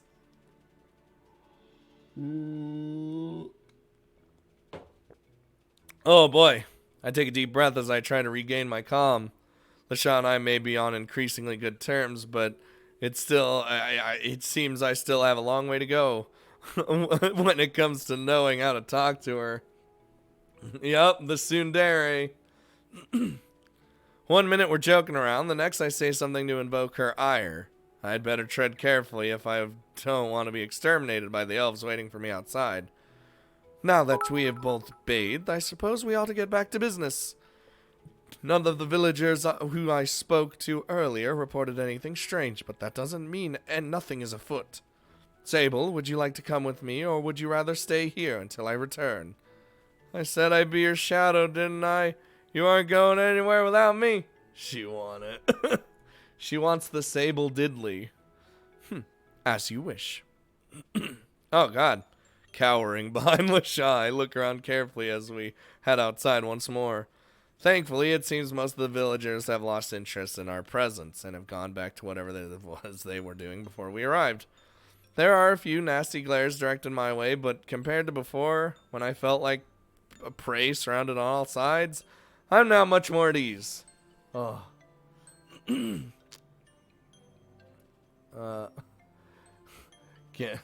Getting horny and then masturbate. Actually, that's not what I do at all. I mean, everyone masturbates, but not. I don't just play these games and fucking jack off. Fucking play these games to. There's a story going on with them. You don't play those games specifically to fucking do the diddly with yourself. I am Maya for that. I play the games for story. And some silly moments, of course. A VN can only be good if it got sex in it. I guess unanimous acceptance was too much to hope for. Do they really have nothing better to do than to glare at me? Glare at you? You mean the villagers? I wouldn't worry about them. They're just curious. The only human they've ever met before was Bartholomew, and that was last century. It's only natural that they'd show an interest in you. So they won't try to murder me? Well, one of the villagers who I spoke to earlier did say that he'd kill you if you made me cry. Though I have no idea how or why he believes you'd do such a thing. Oh, I think I do. Lasha leaves home, attends a co-educational academy, then suddenly returns without a word, bringing with her a human male. Even a former shut-in like me, the insinuation is obvious. Yeah, who knows? The way you elves think is a mystery to me. At any rate, if you aren't going to attack me without a reason, or they aren't going to, then that's good enough for me. They will not harm my guests unnecessarily. Rest assured, as long as you mind your behavior, you shall not be harmed. Okay, I'll make sure to keep my curiosity in check and ask for permission before touching anything or doing anything at all whatsoever. That would be wise. I suggest that you continue to ask me rather than attempt to converse with the villagers. Unless much has changed during my absence, the people of this village do not understand human tongue, and won't know what to make of your advances. Oh, okay. Well, that works for me. I'd rather talk to you anyway. Yes, well, I can assent to that. I do not detest interacting with you either. Be that as it may, the ones with whom I must now speak with are the residents of this village. Let us go and make our rounds. We are here on business, after all, not for pleasure. Oh,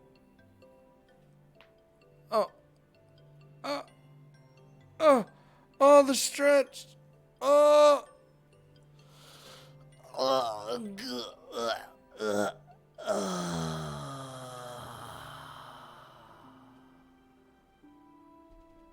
Dead. Sticking close to Lasha's side, I follow her along as we make our way through the village. For the most part, Lasha simply passes the villagers by, paying them no mind and making no effort to communicate with them. Not a stretch. On occasion, she stops to speak with those who wave her over. They speak a language I don't understand, and Lasha says nothing to me afterwards, so I have no idea what the hell's being said. I even search hentai with story. That moment when you go to a hentai to, but then you stop because the story's just so damn good. Judging by how quickly they finish speaking and the lack of emotion from either party, I imagine that it's nothing of particular interest. I'm pretty sure that she'd tell us if it was. See, you aren't used to the stretching. That's just straight stretching. Don't just sit here and jack off on stream like... You know?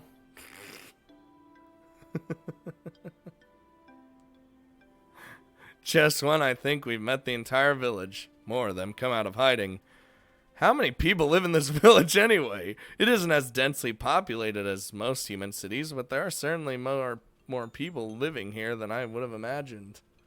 If this village really is being threatened in some way, I'm sure this many elves would have no problem dealing with it themselves.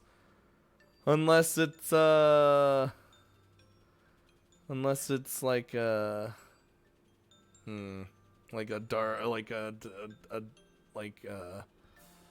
just that guy shows up and he's like, starts stabbing everyone secretly. There's one or two out there that actually have a story worth watching. There's way more play.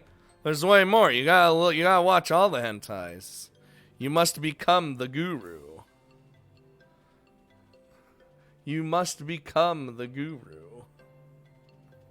Play because some people are under the misconception that VNs are only good for sex. If this village, they can deal with it. Why was I starting to read?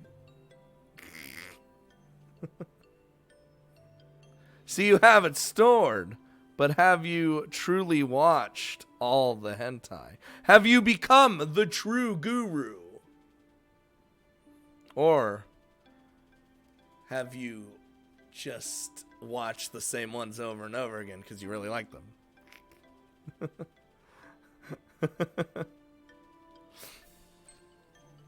Bible plaque. That's strange. If even she hasn't heard anything, then what could possibly... After speaking with an older woman, Lisha starts to recede into her own mind, ponder the conversation in which she just engaged. Lisha, what's wrong? Did you find something amiss? No, I haven't, and that's exactly the problem. I've spoken to all the biggest gossips in town, and none of them were able to corroborate what we heard from my father. It seems we are the only ones who have visited this village in many decades. Okay. That's weird. So, not only have they not been discovered, but they also haven't been visited by any travelers. In that case, did the traveler simply lie to Ein's contact? And if so, why would they do so? Space Marines? No, Hentai Haven's not gone. It's coming back. Because Faku's like helping them out. Don't worry. I'd send them on a second date. Yeah, that's what I'm starting to think. I'm starting to think that's literally what happened. Like, if you literally go to hentaihaven.org or whatever the fuck, it tells you that.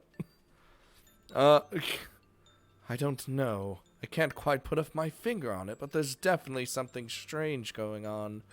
Sable, let us stay in this village a while longer. I wish to remain here until we have gotten to the bottom of this. Oh, okay then. I don't mind, but how long were you thinking we should stay?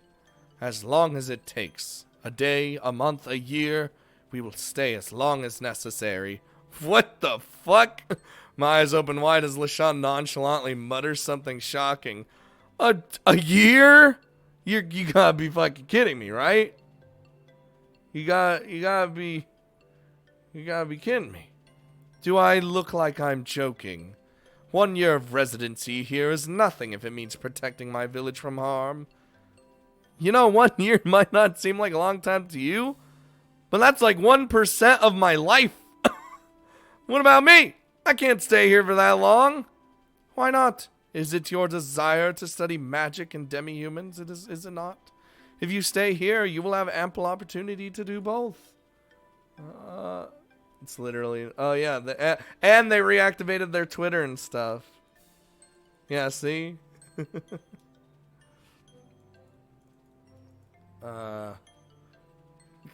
It's all coming back.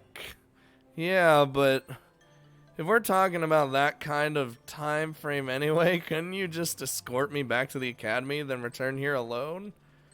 And have the village razed in my absence? I'm not leaving Sable, not until we understand what's going on here. I rub my temples in vexation as Lisha digs her heels in. True to her obstinate nature, it doesn't seem like she'll give way anytime soon.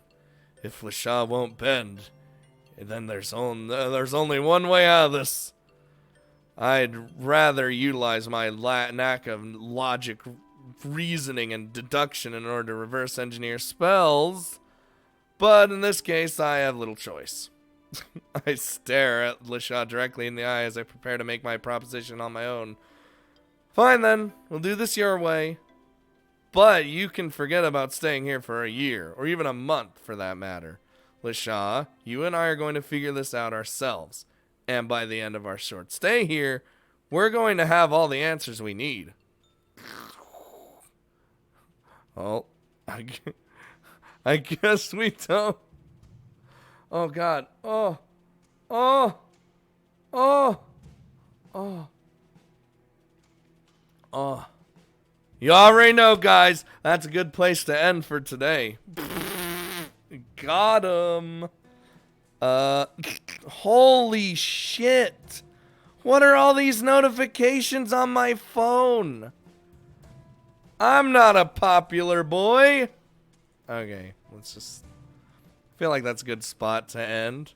We're in the village. We're going to start cracking down. We're going to start figuring it out.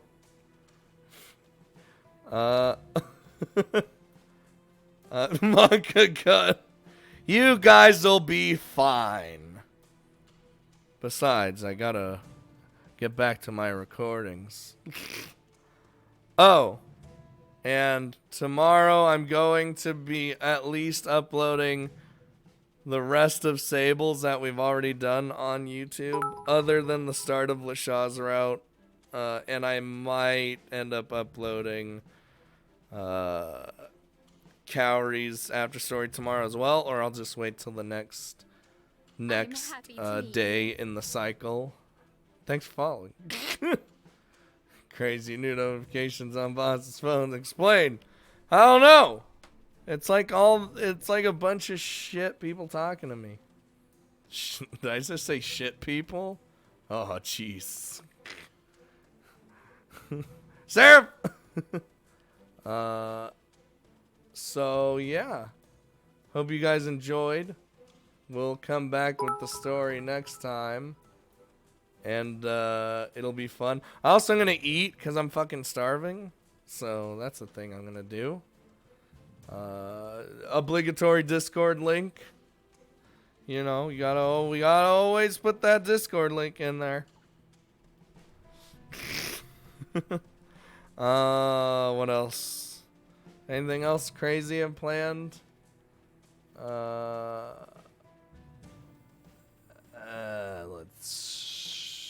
So yeah. See you guys later. And will there be a Sunday stream? Probably not, but you never know. You never know. I might surprise you. So, but if not, maybe Wednesday and then definitely Friday. Friday's my definite day at least. So, thanks for watching. Bits, subs, follows, even though I hate anyone who does money anything. And I'll see you guys next time. Whee!